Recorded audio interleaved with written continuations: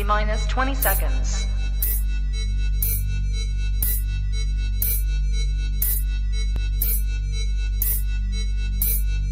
10, 9, 8, 7, 6, 5, 4, 3, 2, 1.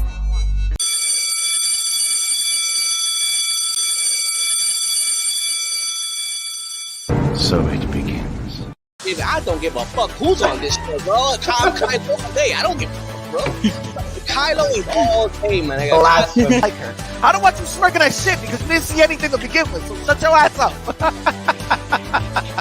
This nigga, yo, you constantly do that shit. At least we actually watched the fucking episode. I don't give a fuck. Eso fue lo que sentí. Todavía siento odio por Hayward. Espero que en el último episodio de la nada llegue alguien y lo apuñale. Eso no. Como que. ¿Cómo se dice? Puñeta. Bad taste en película. I admit it. Yo digo que I love watching bad movies on a Sunday. Oh, I love it. Está cabrón. That's a way to pick up hobbies.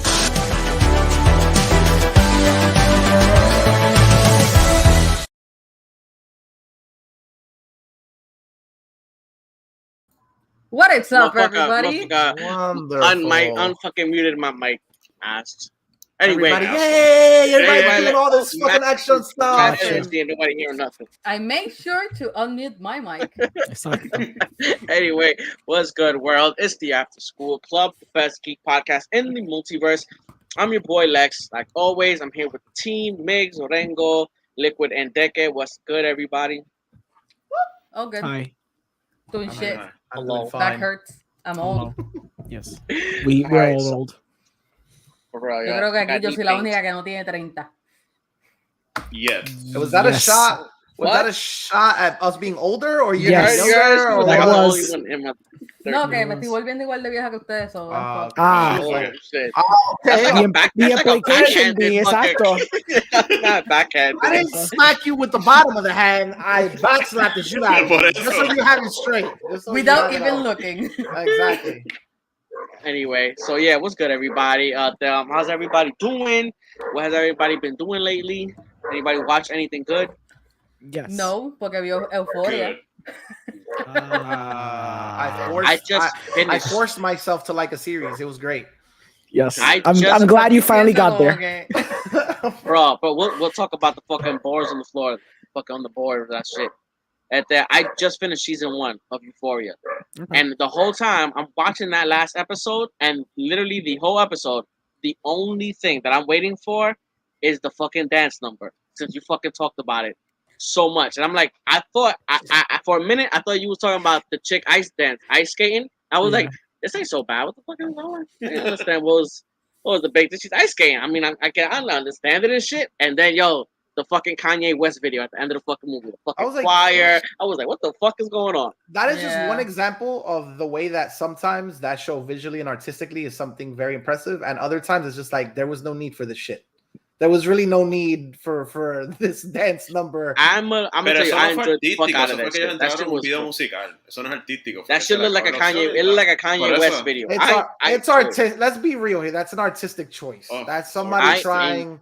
I want to hijack this conversation for a second. We might not agree with it. We might not agree with artistic choice, but that was an artistic choice. He could have went 1,000 other ways with that. I want to hijack this conversation because Lex is talking about something different than what DEKE and MIGS is talking about. What? Really? What I thought we were about talking you about the guys same talking thing. about? So Lex, you're talking about the rule sequence at the end of the first season, right? Yes, that's what I'm talking about. I thought you were talking about the last episode and that dance sequence. The last episode of which season? No. El de ahora, el de season. Oh, you're talking about the second, the semipenal. You're talking about because I feel like there's some miscommunication happening. Okay, first of all, time out. Okay. Let's be perfectly clear. I will clear you. Season 1's last episode, that dance number totally unnecessary. The dance number in this episode that was last week, totally fucking necessary. Totally awesome. There's multiple. There's another dance. But okay, no, but give me. But contextually, the context, yes. It's Está justificado. The context of the one we're talking about. That's very arguable, pero dale. it's in a play. Está Is that what I'm justificado. understanding? Yeah, We it's know in a- out it's of in a It's in nowhere. a play. It's It's in a play. It's in a Yeah, play. yeah. Yeah. Okay. No fue I como mean, que half the estaba shit happens here comes out of nowhere. What do you mean?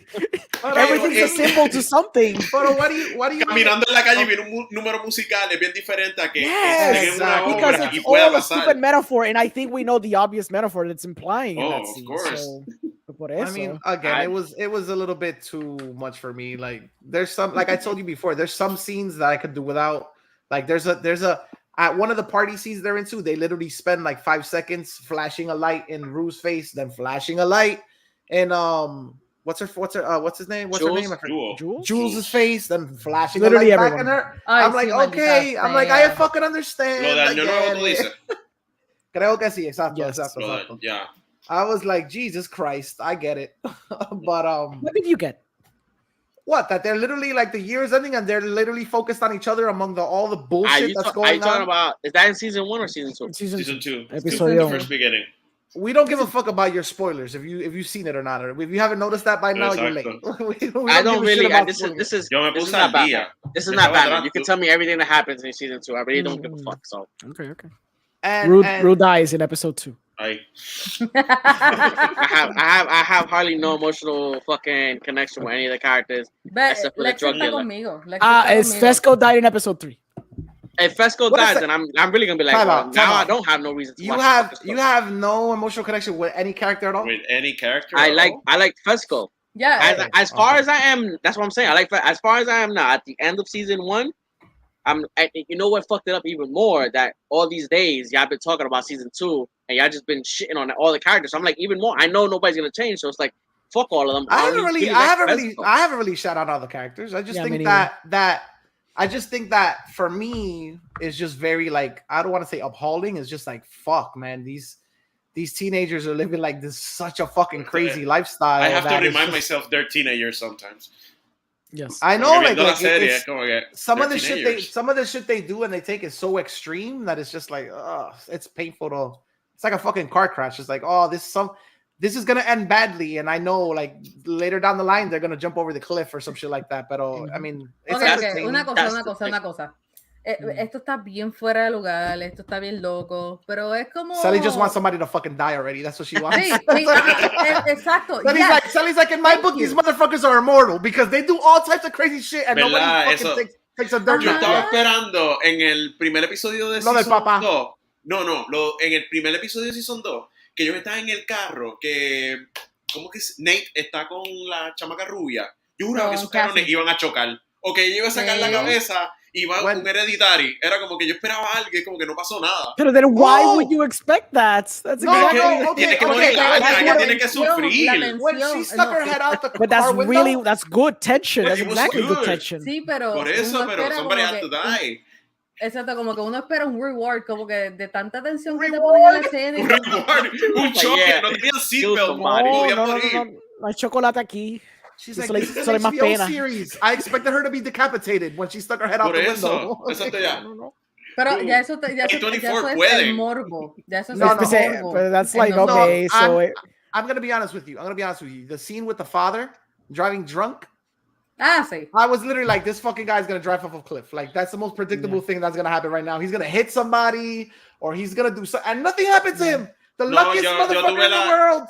No, yo estaba con él, como que a este cabrón no le va a pasar nada, porque en el primer episodio jugaron con mis sentimientos, so no va a pasar Exacto. nada en este. Muy Es bien, como que there you ya go. en ese sentido, yo dije como que... Yo dije work for me. like he's gonna get like assaulted by, you know, a certain community in this thing, and it's gonna be very ironic because that's like, you know, his secret love, but none of that shit happened. He It's was like the literally whole- like, Nada, he was literally nada doing, pasó. he was doing man. the Joker. He was fucking like with half his body outside the Jeep, and just was like driving with no fucking hands, like No trying to hands, steer. ma. I'm okay. Literally trying to steer with his dick. And like, Eso mismo yo te iba a decir, mano. Yo creo que el guión No, pero va así. hablando claro. Cuando podemos historias así, ¿qué edad siempre cogen? Teenagers. Cuando son historias medievales, ¿qué cogen? Teenagers.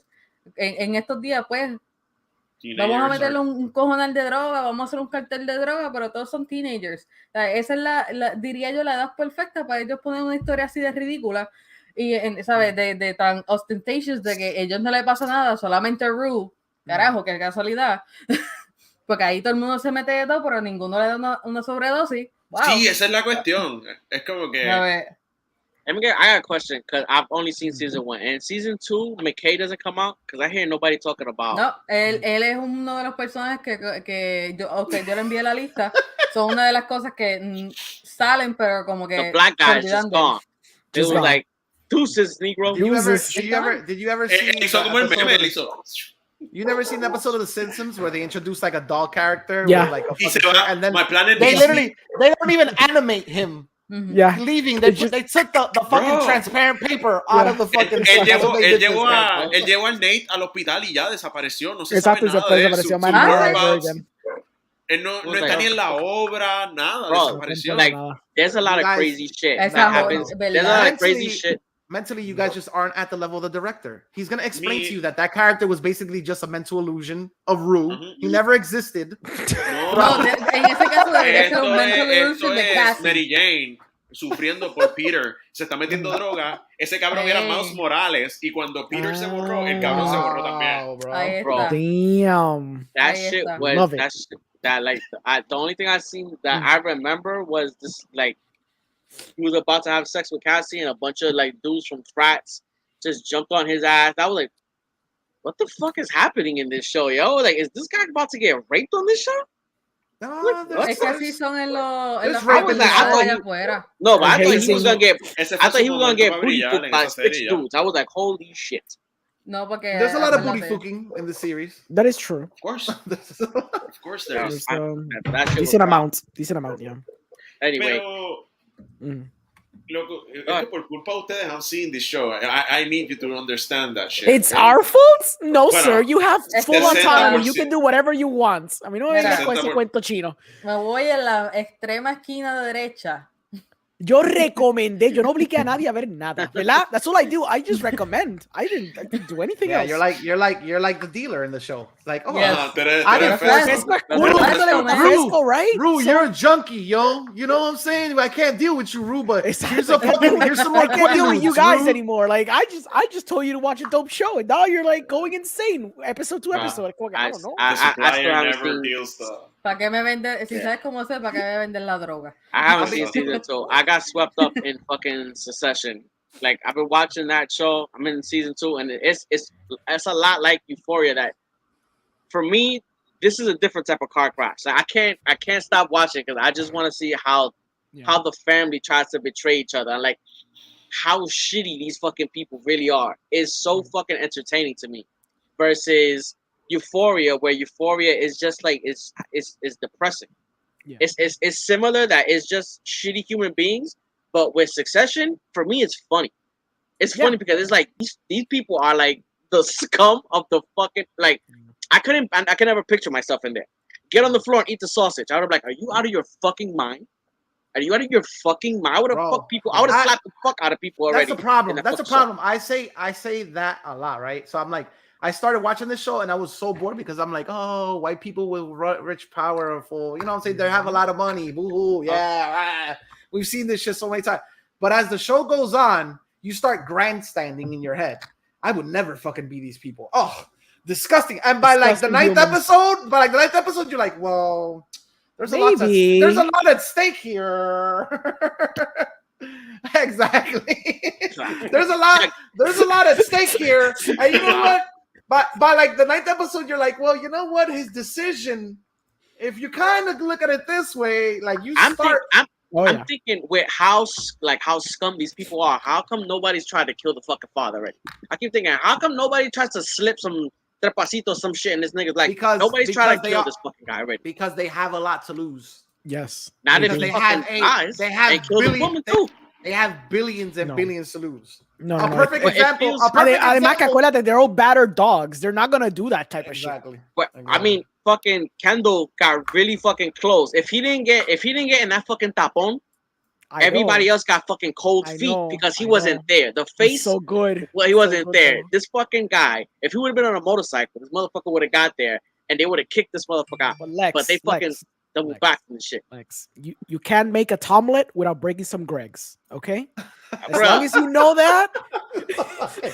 I feel like I keep watching this shit, and I feel like, yo, Greg is gonna be the fucking brand of this shit. This motherfucker's gonna be in the last episode, and he's gonna be the fucking the king of everything. I pray that This my baby motherfucker is king of Greg gets everything. it all. I was like, yo, Greg, there's just something about Greg that, like, I'm like, if this nigga doesn't snap, I feel like at the end of the show, he's gonna just snap, and he's gonna be the evilest out of fucking all these fucking Dude, people. él es Walter White. He's literally he's the character who's changing the most.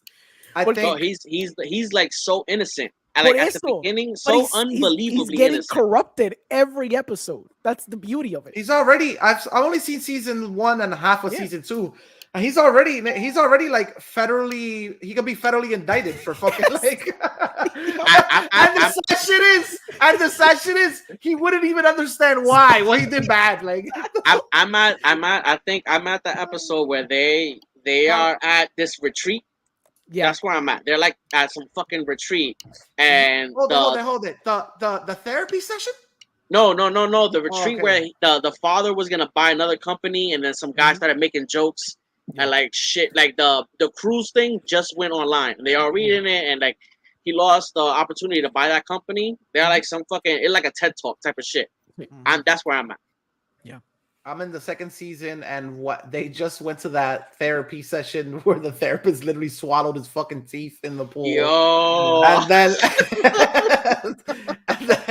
and then after that, the sister is coming into power now. She's starting to come into the meetings and stuff like that, and it's starting to get very interesting. By the way, like I don't know what's gonna happen, but that shit took a wrong turn. Like at the episode I'm at. All right, she's just like putting her fucking foot in her mouth. Yeah.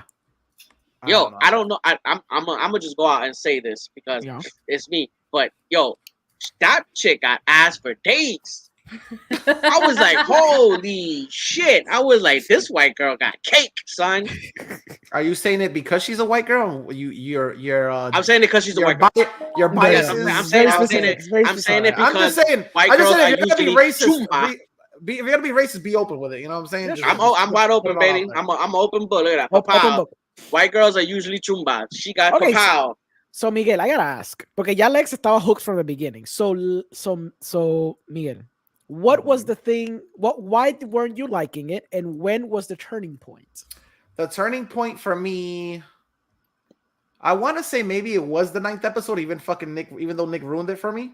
Okay. Where Kendall has the accident. Okay, because you said some shit. He literally leaves. Because they turned them into fucking Gary Vaynerchuk in one of the episodes. I was like, that's why I thought he went from like uptight fucking to now like I know what my father was and I know where my father failed and let's invest in these fucking hipsters, bro. And I was like, if this is gonna be the rest of the series, like, at that point, I had thought that you saw when the twist happened. I was like, Gary Vaynerchuk killed somebody. When the fuck did this happen? I was like, shit.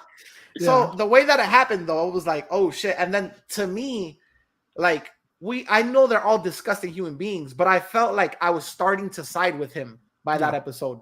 I felt like I was le estaba dando un poquito lástima, and I was like, okay, this guy, even though he acts like an asshole, he's like a broken little daddy's boy that he's trying to do the right thing, and he put all his effort.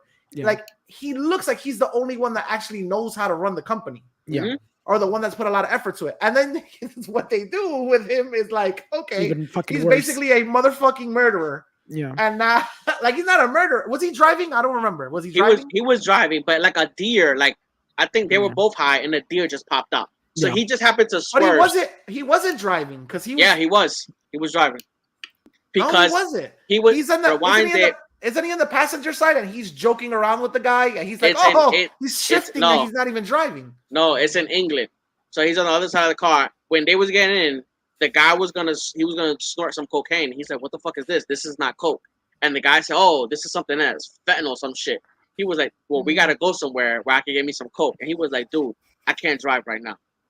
So he gives him the keys, and that guy and fucking Kendall is the one that drives. So he swerves. That's why he feels so guilty. If he wasn't driving, he would not give a fuck. He would have been like, I wasn't driving. So here's my intrigue where I'm at ever since that point, right? Yeah. So they take the dive. He does the despicable thing of like not even saying anything. He trudges. He does the impossible to make it back to the party, and where he thinks nobody notices. Obviously, somebody does notice. Blah blah blah. Mm-hmm.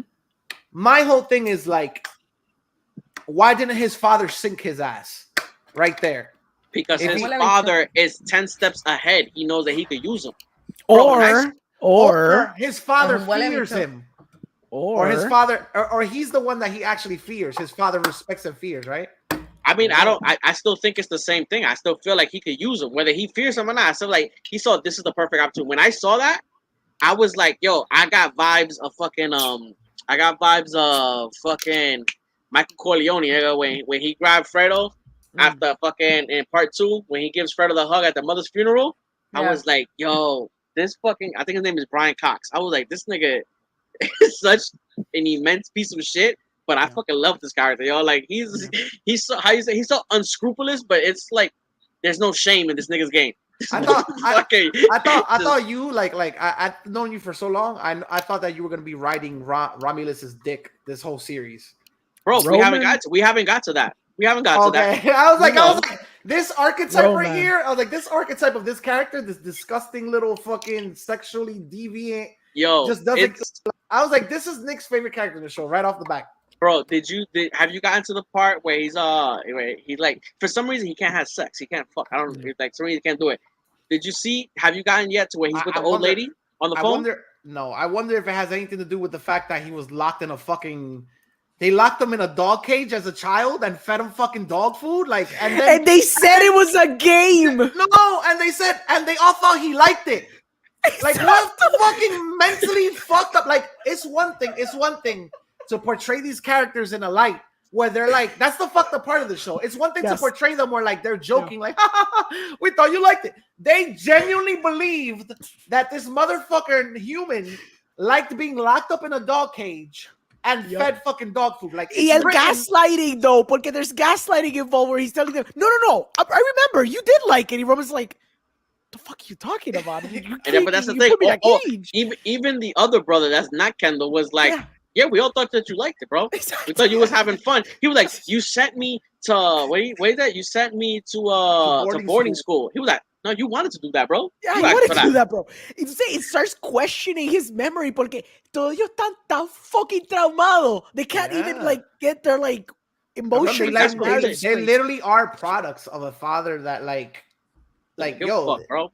not even gonna give a Bloodthirsty. fuck. It's just like he's bloodthirsty 24/7. Like Bloodthirsty, no bro. moral I feel that. value. Oh, that might have been a part 2 where I was like, what the fuck is going on in this series? When I think it was episode 1, Rom was like, hey, hold on, let's make this interesting. If you hit a home run, I'll give you $1 million. Oh, from the first episode, that shit was fucking He horrible. ripped it up. I was That like, was the only part that I was like, if I was that kid's father, Romulus is getting punched in the fucking face. Cabrón, and Aside not only from that nigga be not making only me that, the father, I'm like, okay, here comes the father to fix the situation. He's like, this is appalling. No, he goes, good luck, good effort, champ. I'm like, what the fuck? I was like, nobody gave 2 shits. Not even the guy that threw the pitch that que no le cogió ninguna lástima to fucking tag him out. The sister laughed it off. Like, they are so emotionally and socially disconnected from what the fucking real world is and humanity and fucking feelings and all that shit that it's literally like, holy shit, they're living in a... And I will give you that, Orengo, you're right. Okay. As the series goes on, at least from where I'm at, you start to see the allusions to like another news network and a certain family or whatever. Oh, yeah. And like, okay, what they're doing is basically what they control is like the media. Yeah. You know what I mean? And the flow of information and all that shit. I was like, I Bro, see where we're going. even- And one of them wants to be a president. Oh, I see where this is going. Okay. Yeah. Bro, even how they have like how the newscasters are dressed and the way they talk and shit, I was like, this shit looks like Fox News. It is. Look It's at it, the like, Murdoch it's family. basically the way It's the Murdoch family. It's it looks pretty like obvious. fucking- Yeah, Murdoch family. Completamente. Oh yeah, It's but local. for me the difference with them is it's like there's no shame. They're not trying to hide how fucking unscrupulous they fucking are. Oh, They're like I can bet my nutsack on a meat cleaver that the same way that like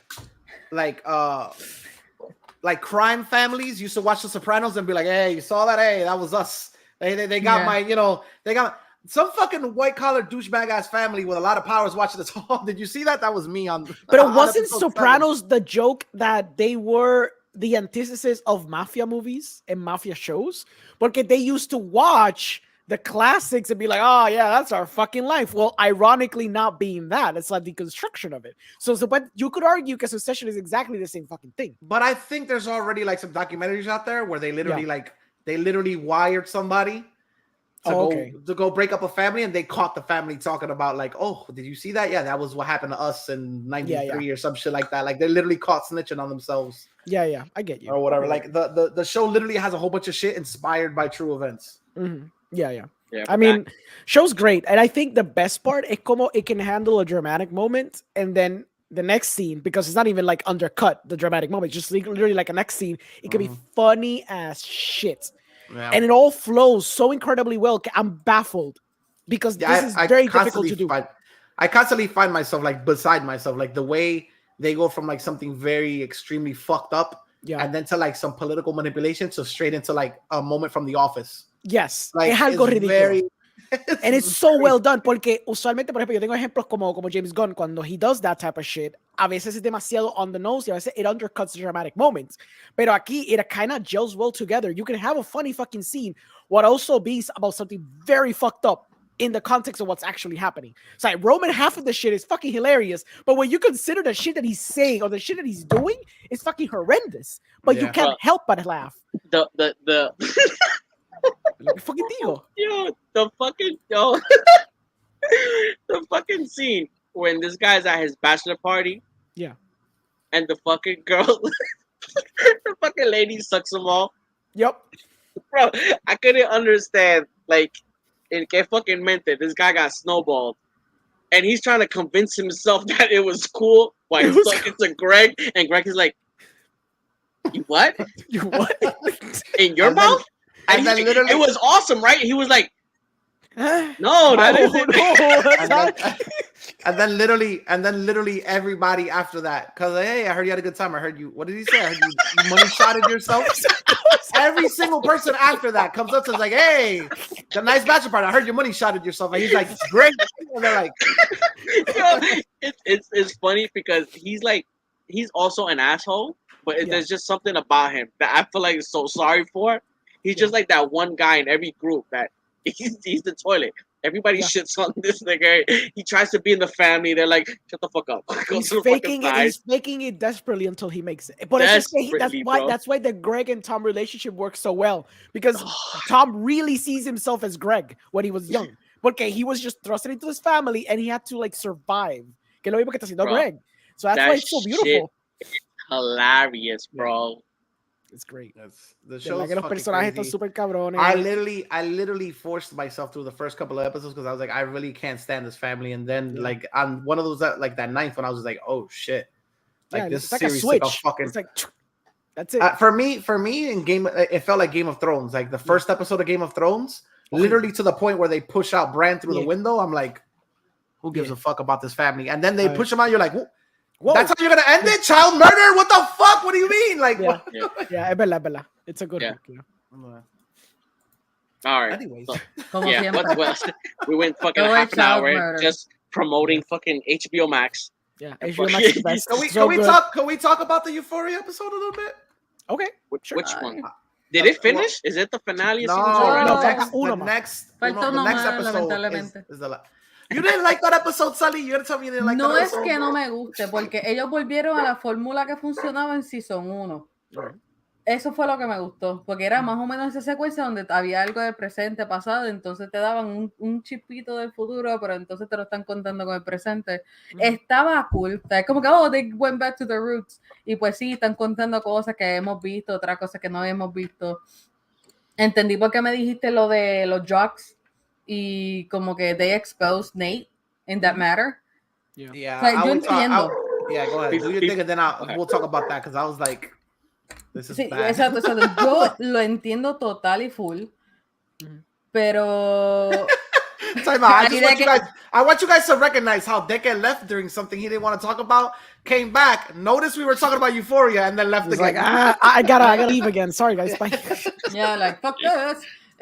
No, pero es eso mismo, como que yo entiendo, like, todavía sigo un poquito con lo que te dije, que, ok, sí, ahí está la pendeja eso de que los jocks, they're not gonna accept you, y siempre está como que ese locker room kind of thing, que es like, locker room homofobia, básicamente. Y es como que, ajá, pero él es alguien a quien le puede caer encima, que él ha intimidado a un montón de gente, que él puede bregar con a quien sea que le dé la gana. O sea, él intimidó a Maddie with a fucking gun eventually. Spoilers. Si él se atreve a hacer eso a una mujer, ok, sí, es alguien que él considera indefenso, es alguien que es vulnerable, alguien con el que él puede dominar, pero entonces, ¿por qué no le puedo hacer eso mismo a esos cabrones que están ahí? Si tanto por eso miedo mismo, tiene. But that's the reason. That's the thing. reason, because he reacts the way he reacts because he's like a cornered animal. Exacto. You know what I mean? Like, no, pero también más allá que eso, he's obviously shown que solamente le cae encima gente que he can actually physically impose. El único muchacho que le cayó encima es porque era un pendejito que se dejó. ¿Me entiendes? I'm pretty sure if someone actually punches him in the face, eso se acaba. When I saw that shit, Fesco le cayó I was encima. like, what the He didn't fuck see how he didn't react. He just took it. Nick hasn't seen that part yet. I haven't seen the Fesco part, but I saw something on Facebook that Fesco was laughing about how he beat the shit out of Nate. Pero Por eso when he beat the shit out of that guy, I couldn't fucking believe what I was watching. Es que es una contradicción. I couldn't believe what I was watching. He comes back into my house, I'm stabbing this motherfucker. But that's you. Pero ese muchacho claramente no era una persona que wanted to fight y no estaba buscando bulla. That's why para Nate se le hace tan fácil caerle encima a muchacha y caerle encima a tipo indefenso. Obviamente, si se posta con esos jokes, le va a partir la vida. El papá le parte la vida. Y también Fesco le partió la vida. ¿Por qué? Porque pero Fesco la jodienda es que él no... The thing es que en una parte él obviamente pues él considera a todo el mundo nadie, pero él considera a Fesco un nadie. Y es como que él lo echa de codo, o sea,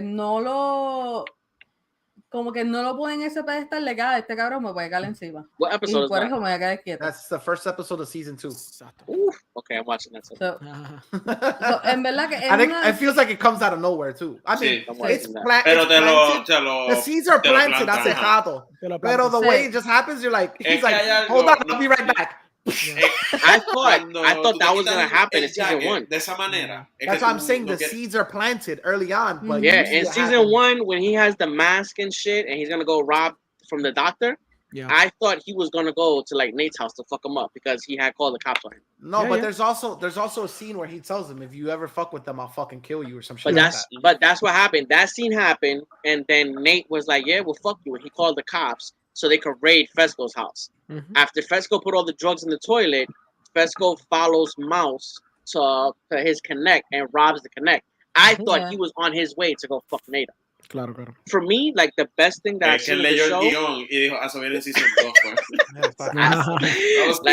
Yo nunca, por alguna razón, yo nunca vi como que él fuese ahí y la caerle encima a Nate. Yo tampoco. Que no sé, it was me.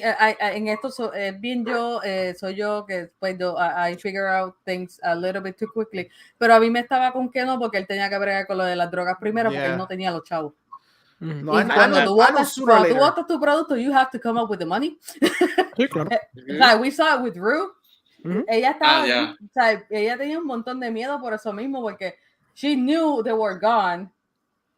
Also spoilers. But she knew they were gone, so she was afraid. She was like legit afraid of this lady, and she needed to come up with the money. Sí. First, I thought of the same thing because of the raid. O sea, yo como que conecté 2 and 2 together, so he's gonna go to the source porque ya Mouse no está.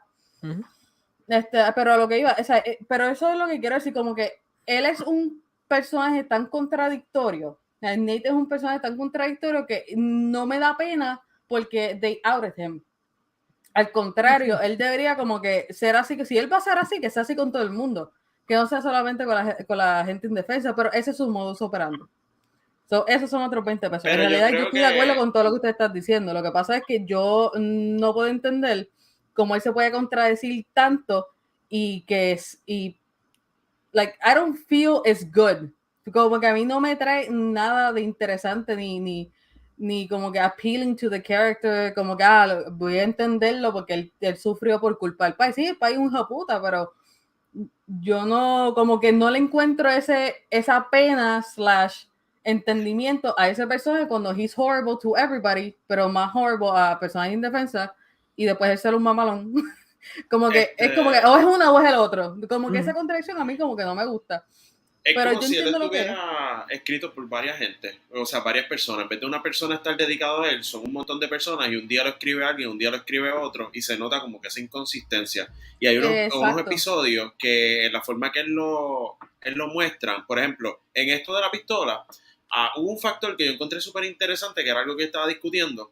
Tú tienes el factor de la pistola, de que whatever, estás intimidando, pero el cabrón es manipulador en todo el sentido. Él no está usando la pistola para decirle como que te voy a volar la cabeza a ti. Es como que, spoilers, perdón, me voy a volar la cabeza frente a ti. Como esta persona que tiene un attachment contigo, como que te voy a dejar esta imagen, te voy a joder el futuro. Y ahí cuando tú pones un personaje así es como que he's a little more fucked up than he let on. Porque mira la forma de intimidación que él está utilizando. Él no está usando la clásica de voy a volarte la cabeza a ti, sino voy a volarme la cabeza a ti, jodiéndote la psiqui como de por vida. Sí, porque si él te mata a ti, si él te hace algo a ti, te hizo algo a ti, él coge las consecuencias, whatever, como que se te olvida. Exacto. Pero si yo me lo hago a mí mismo, tú vas a tener las consecuencias de vivir con esto el resto de tu vida. Exacto. So, en ese sentido, part of the character though, like he's supposed to be a shitty character. He's supposed to be a shitty human being. Tú Pero se supone que le cojas odio.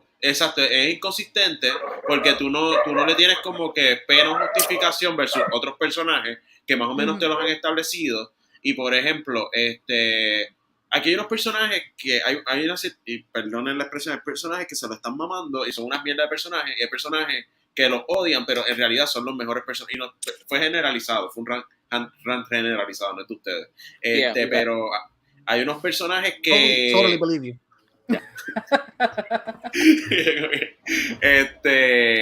Ahí Ru está bien, o sea, Ru dentro de la serie de ella, coño, si no estuviera bien hecha, pues la serie se hubiese ido hace tiempo.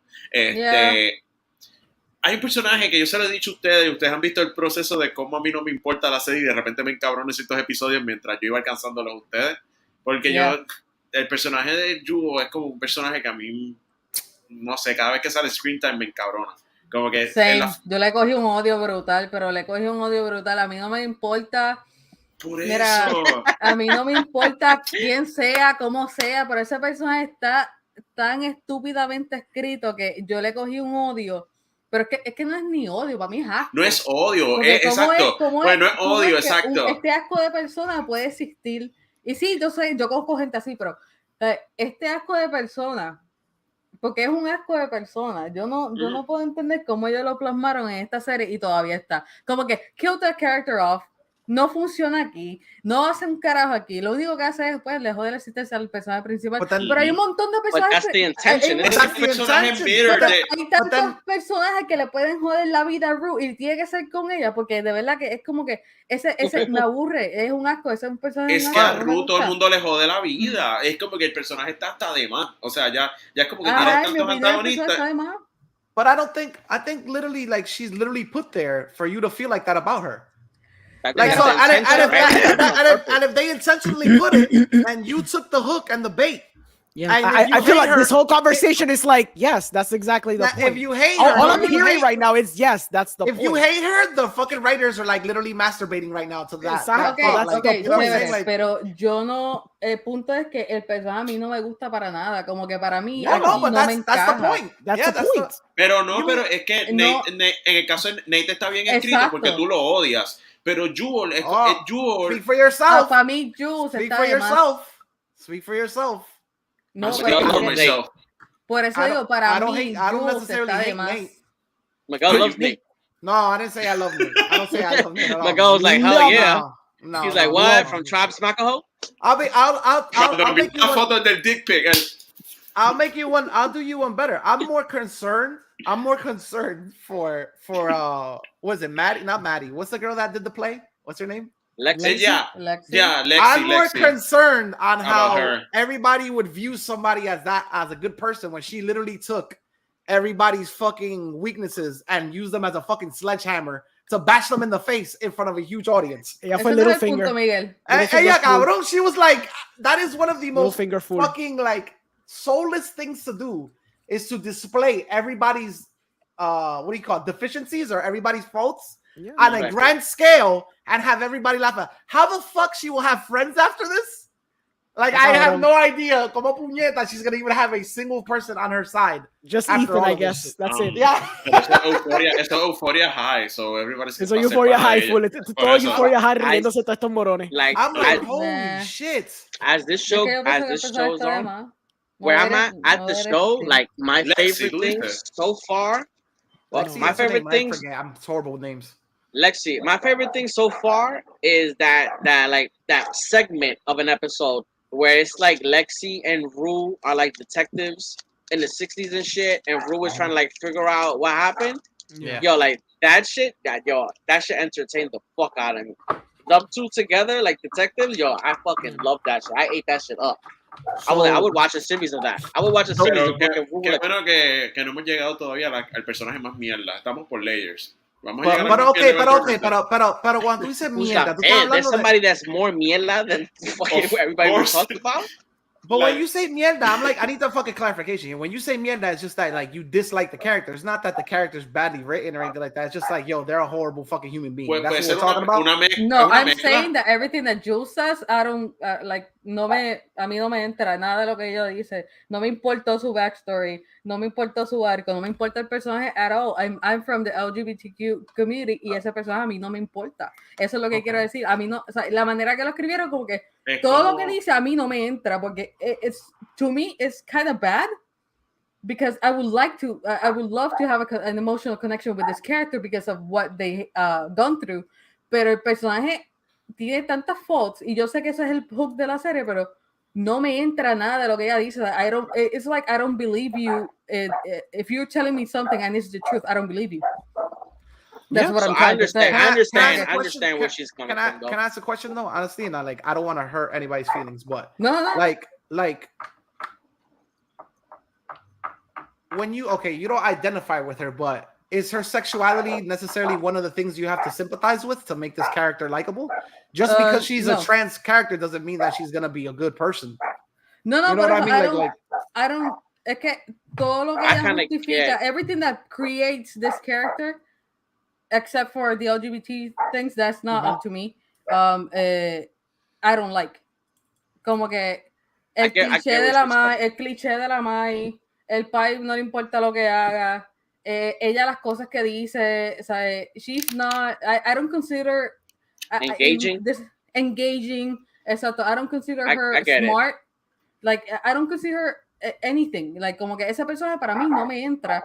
Igual que ha sido Mary, pues yo I'm not gonna sympathize with her en el sentido de que porque Mary tiene otros aspectos. Mary es como que dijeron una cosa de ella y ahora ella es otra.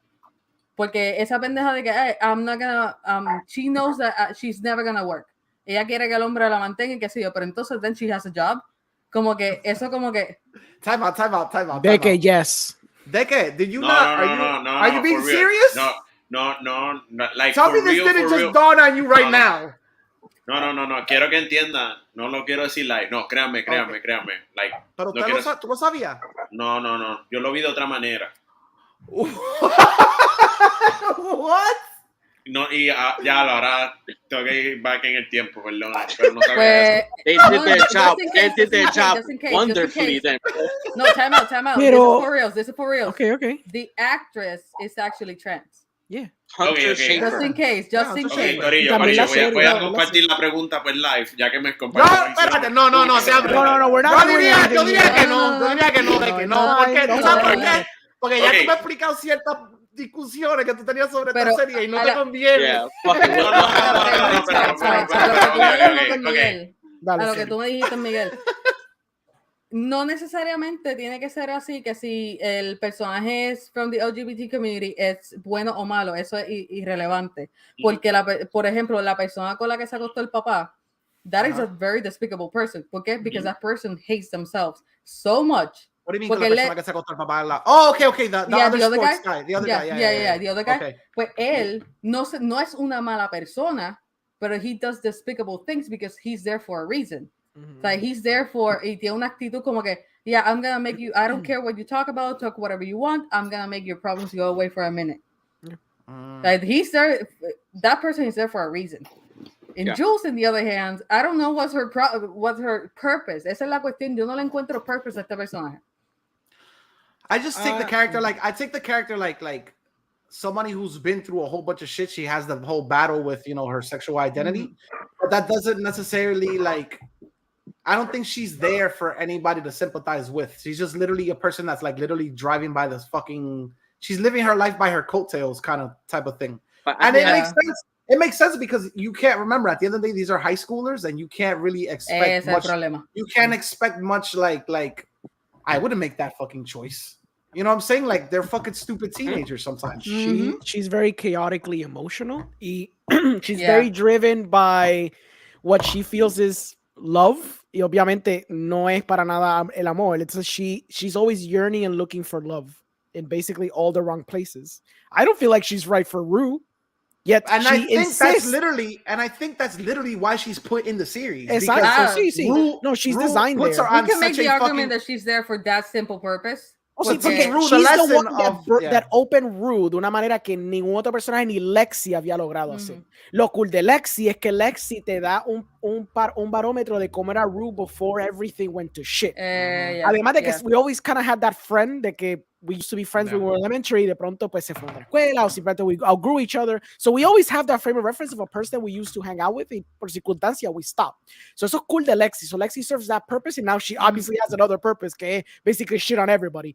But it's con Jules, claro, tiene su story, maybe it's not engaging, but she's there, narrative speaking, to push Rue a unas áreas donde Rue herself has never gone through. To the point where her sexuality is questioned. Porque Jules está como que, coña, esta tipa no da coña, dije. Esta tipa no tiene como que este sentimiento sexual conmigo. Like, what the fuck's going on? Is she fucking asexual? Like, I don't fucking get it. I don't understand. Y es como que, it's interesting porque entonces, ¿verdad? You start thinking como que if, like, she might be asexual. Y Jules is like, I'm okay with that, pero claramente, she says that out loud, but she doesn't mean that because she's someone that needs constant attention and constant love. Por eso cuando Rue le pega el fucking grito en la cara a la tipa en, ¿qué porque episodio 5 fue eso? Episodio 6. Totally justified. Completely justified. Porque es como que she is an emotional, como ella le dijo, un emotional manipulator. Leash. Exacto, an emotional leash. Es como que full. Es exactamente lo que ella como personaje. Pero again, I understand que quizás como personaje there's nothing there, but she purposely, en cuestión de narrative, she serves a purpose para adelantar más Rue. Es verdad. I can give you that.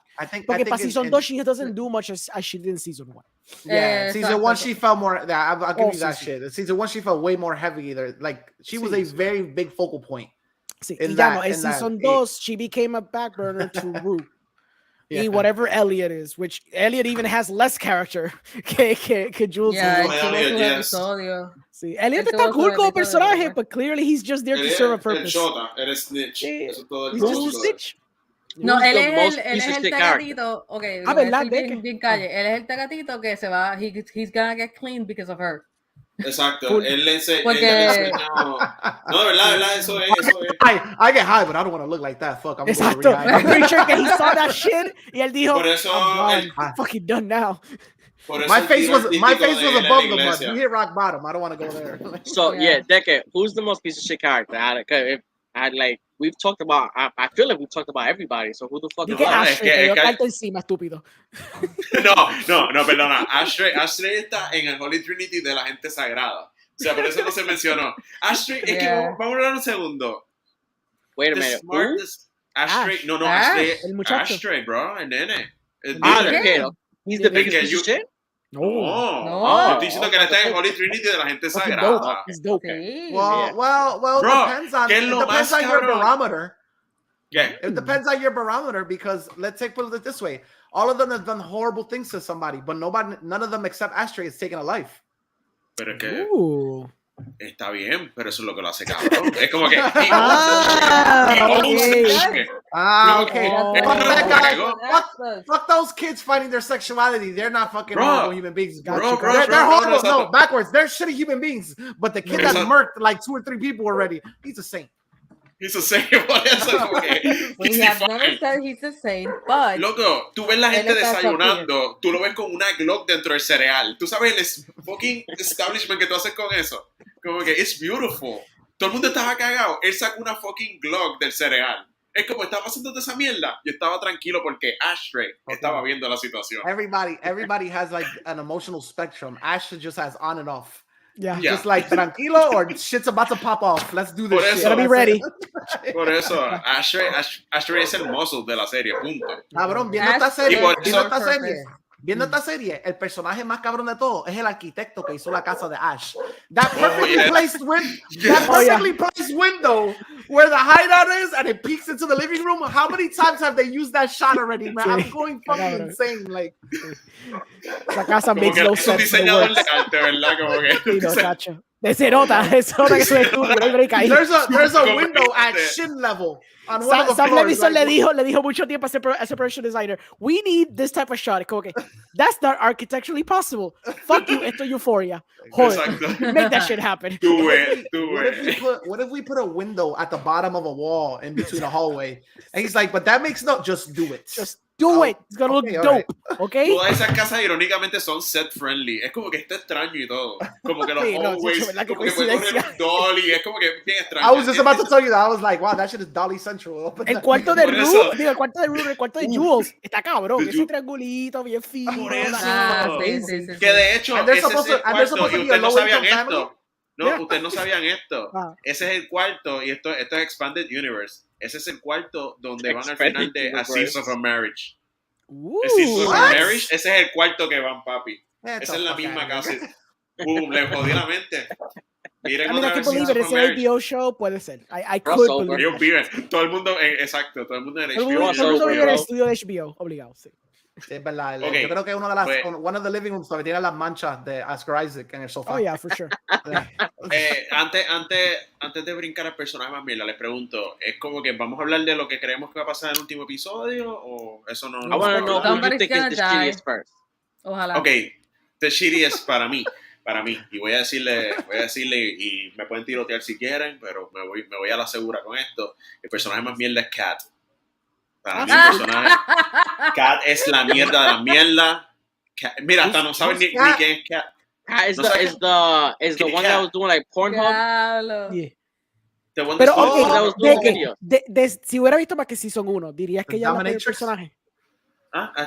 Es que en Si Season hubiera- 1. Ya, di, dame. Oh, no, Si no, no, hubiese- no. Easy, Ok, easy. ok, ok. Si hubiera visto más que Ok. Season 1, Kat hubiera sido el peor personaje para ti. No, porque es que casi ni estaba, Exacto. como que no tenía, comparado el runtime con todos los demás, ella tuvo como que 12 minutos en Season 1, por decirlo, o sea, como que tuvo el menos runtime. No, that's Ella it. I tiene heard que she has menos- less Ella tuvo un runtime in story season arc 2. bastante Ya tuvo chévere. story arc completo en Season 1, por eso que estoy diciendo. Pero She lo literally tiene has dividido, an no es intro. como que, tú sabes que hay episodios que son, Yeah. dentro de todo, son centralizados en un personaje. Ella sigue And siendo un side character en todos los personajes. She has, Mira, Why mira is she a todo- piece of shit? she I want has to a know why cold she a piece open. of ¿Cómo shit. tú vas a decir a mí que no hay un personaje? Hay un episodio que está centrado en Kat cuando hay un cold open de ella. You know what I mean? Qué cabrón. Ok, Que ok, está Peter afterwards, for sure, pero she literally has a cold open para ella misma. Sí, porque Bro, you pero get I to want to know her. why you think she's a piece of shit. Ok, dale. Está bien. That's You my get question. to know Pero- her. Why Está is she a bien. piece of Ok, shit? ok. Yo presumo que es por Season 2, pero go ahead.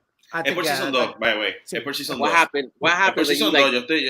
out Ya of casi no everybody, sabe. everybody that's filthy animals? Why is she the biggest piece of shit? Ok, Oh, ok. okay, that's good. Dale. Ok. Yo me tengo que siempre recordar en esta serie que estos cabrones son niños. Siempre me lo tengo que constantemente decir. Es como que yo me puedo encabronar y después son teenagers, but son okay. teenagers. Sí, sí, Es sí. como que son, ok, en el espectro de nosotros son niños, comparado con la edad que ya nosotros tenemos, son niños, lo que quise decir. Ok. Yeah. Menos CELY, Eh, because CELY is only in her CELY, 20s. CELY, obvio. We're- Aparentemente- Todavía Could no actually llegamos al go threshold. to Euphoria Todavía no High. llegamos, falta Cel un puede poco, salir en falta un Euphoria Puede High. todavía Ajá. salir en Ya Euphoria puede High. salir todavía. Salí se graduó el año Nosotros podemos pasado de salir Euphoria High, en exacto. meeting, en meeting o uno de los pais de los nenes, pero no Exacto. podemos salir We're there, pero no. Exacto. Sally, if you need somebody to take you to PTA, your parents can't go, I will go with you, okay? Dale, tú me llevas. No, no. Tienes 4 parents, o sea, como que ese va a ser tu arco en la serie. Tienes 4 parents y somos nosotros 4. Ya. Es como que tú vas a ser la serie más cabrón. Euphoria, wash your back. Ok, Exacto. pues. Ok, lo que pasa es que Kat, el problema con Kat, a mí, y aquí es donde voy a ir. Kat, yo no tengo problema con la sexualidad abierta. Eso para mí, o sea, toda la sexualidad que tienen estos personajes, para mí otra historia adicional, no es como que no me afecta como su growth de personaje. Lo que a mí me afecta es que Kat es un pedazo de mierda y no estoy diciendo... Ya yo sé por lo que tú vienes. Dale, sigue. Okay. Nadie lo interrumpa. I know where he's going. Time out. I want you to commit. If this is the stance you're going to take, you better not hold back. You better fucking shoot from the hip. Go nuts. Exactly. Dale. If tomorrow, if on the next episode nosotros tenemos que disculpar that you can't be on it. Tírate la ashtray. No. Hit everyone with the shotgun. Por eso, deme una caja de cereal que voy a sacar la gloria. Exacto. Okay. Tiene que hacer lo mismo que Hayward. Hayward, exacto. Hayward es un mamabicho, pues empezamos con Ash. No puedo decir que es una mamá, porque ahí se ve diferente. Ok, pero el problema con Ash, no es su sexualidad, no es para nada eso. Su constante forma en la que resuelve las situaciones para mí es un pedazo de mierda de ser humano. Y me voy a explicar. En la forma cool y hip, que ya se separó de su pareja. Mira, es verdad que ella no tiene que estar con un personaje. Ella no tiene que estar con un personaje que es bueno. O sea, no se tiene que atar, claro que no. I'm starting to understand everything now.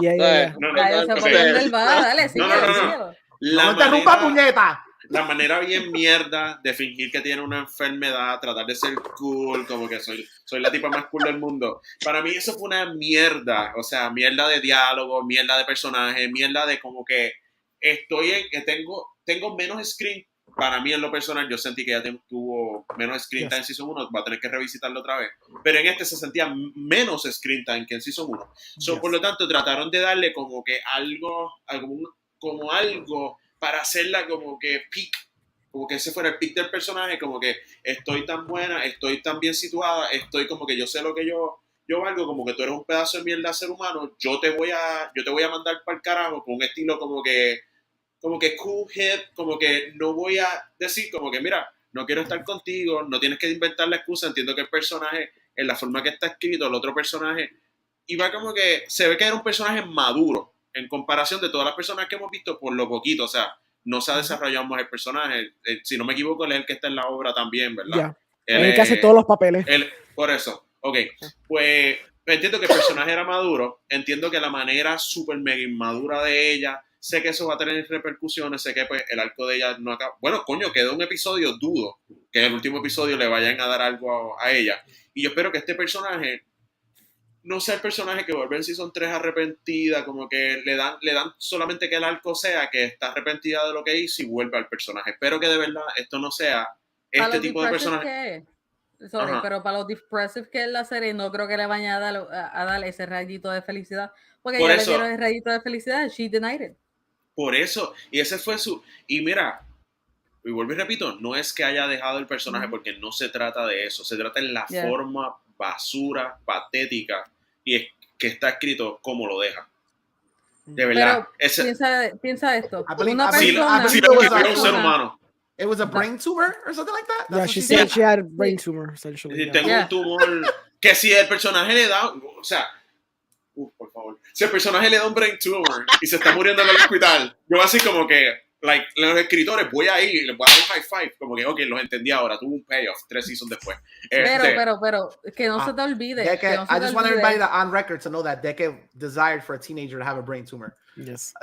Ella lo dijo, ella lo puso en la mesa, no fui yo.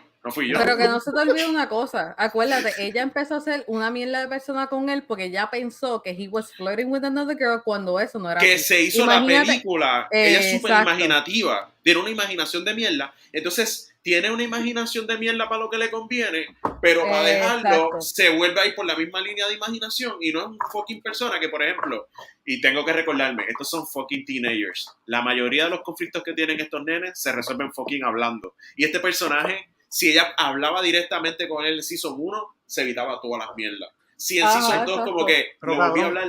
I think also you underestimate the power of what the character's whole thing with vulnerability is. Her whole life she's been this vulnerable, perdóname, because that's the way they wrote her and that's the way she expresses herself. She's been this vulnerable little fat girl. That's the way that she talks about herself or whatever. To now be in a position of power where she was like getting all these things using her body for men, to go back to somebody that loves her, she was vulnerable again. She felt like, and she wanted to be back in the driver's seat. I'm not condoning what she did, but it makes sense and then like you said, you're like everything will be solved with a conversation, dude. You know how hard it is sometimes to talk to people. I could barely say what I want to say to you for fucks sometimes. Good to know. Oh, wow. Miguel is always holding back in this podcast. You know what I mean? You know what I Lex, mean? vamos a tener que sacar un episodio especial donde vamos a un set, un booth y hablamos todos nosotros sentados de frente. Bro, y el waitress bro, viene a hablarnos. Y cuando el waitress venga a hablarnos a nosotros, Miguel tiene que decir, so you guys have broken up between? So la waitress se vaya otra vez. Como que bien confundida. No, I would have looked at the waitress and I'm gonna be like, I have a brain tumor. Bro, that's the new podcast, bro. Daddy Daycare, bro. That's the new Daddy podcast. Daycare, beautiful. No, but I get where Deke's coming from. Like they really fucking turned up the levels of shittiness where decisions, like they really fucking like. Pero a mí me da gracia como ellos te ponen los clichés debajo, o sea, y like tan abiertamente, y después tú como que, okay, esto es artsy fartsy, vamos a seguirlo. Ajá, O sea, y se tengo fue unos ya como clichés que... cabrones aquí. Tengo unos clichés cabrones, no por la. Okay, Sí, tiene unos clichés. Whatever, pero unos clichés, diablo. But Y la what's jodida your- es que I don't see anybody talking about the clichés about this on this series. Pero Then eso go es otro ahead, tema. talk about the cliches about this series. Drugs. No, but what's your This criteria? motherfucker's like Satan, bro. This No, is no, like, no, pero well, then, Cely said no by one all talks means, about it. Let's talk about Ahora it. pon el grande para Cely, so Cely can talk about the cliches de la serie. Before we go there, I want to know your criteria. Is she's a shitty character because the character is made to be a shitty person, or you think she's written shitty? No. Yo siento She's que like doing phenomenal. Puñeta, se nos olvidó. Vamos a ponerle algo rápido, cabrón. ¿Qué podemos hacer? Vamos a hacerle un break-up. ¿Cómo? Y el tipo le dio una euforia cerebral y el cabrón empezó a sangrar en el set. Brain tumor. Y lo escribieron. Como que siento que fue como que es que siento que no.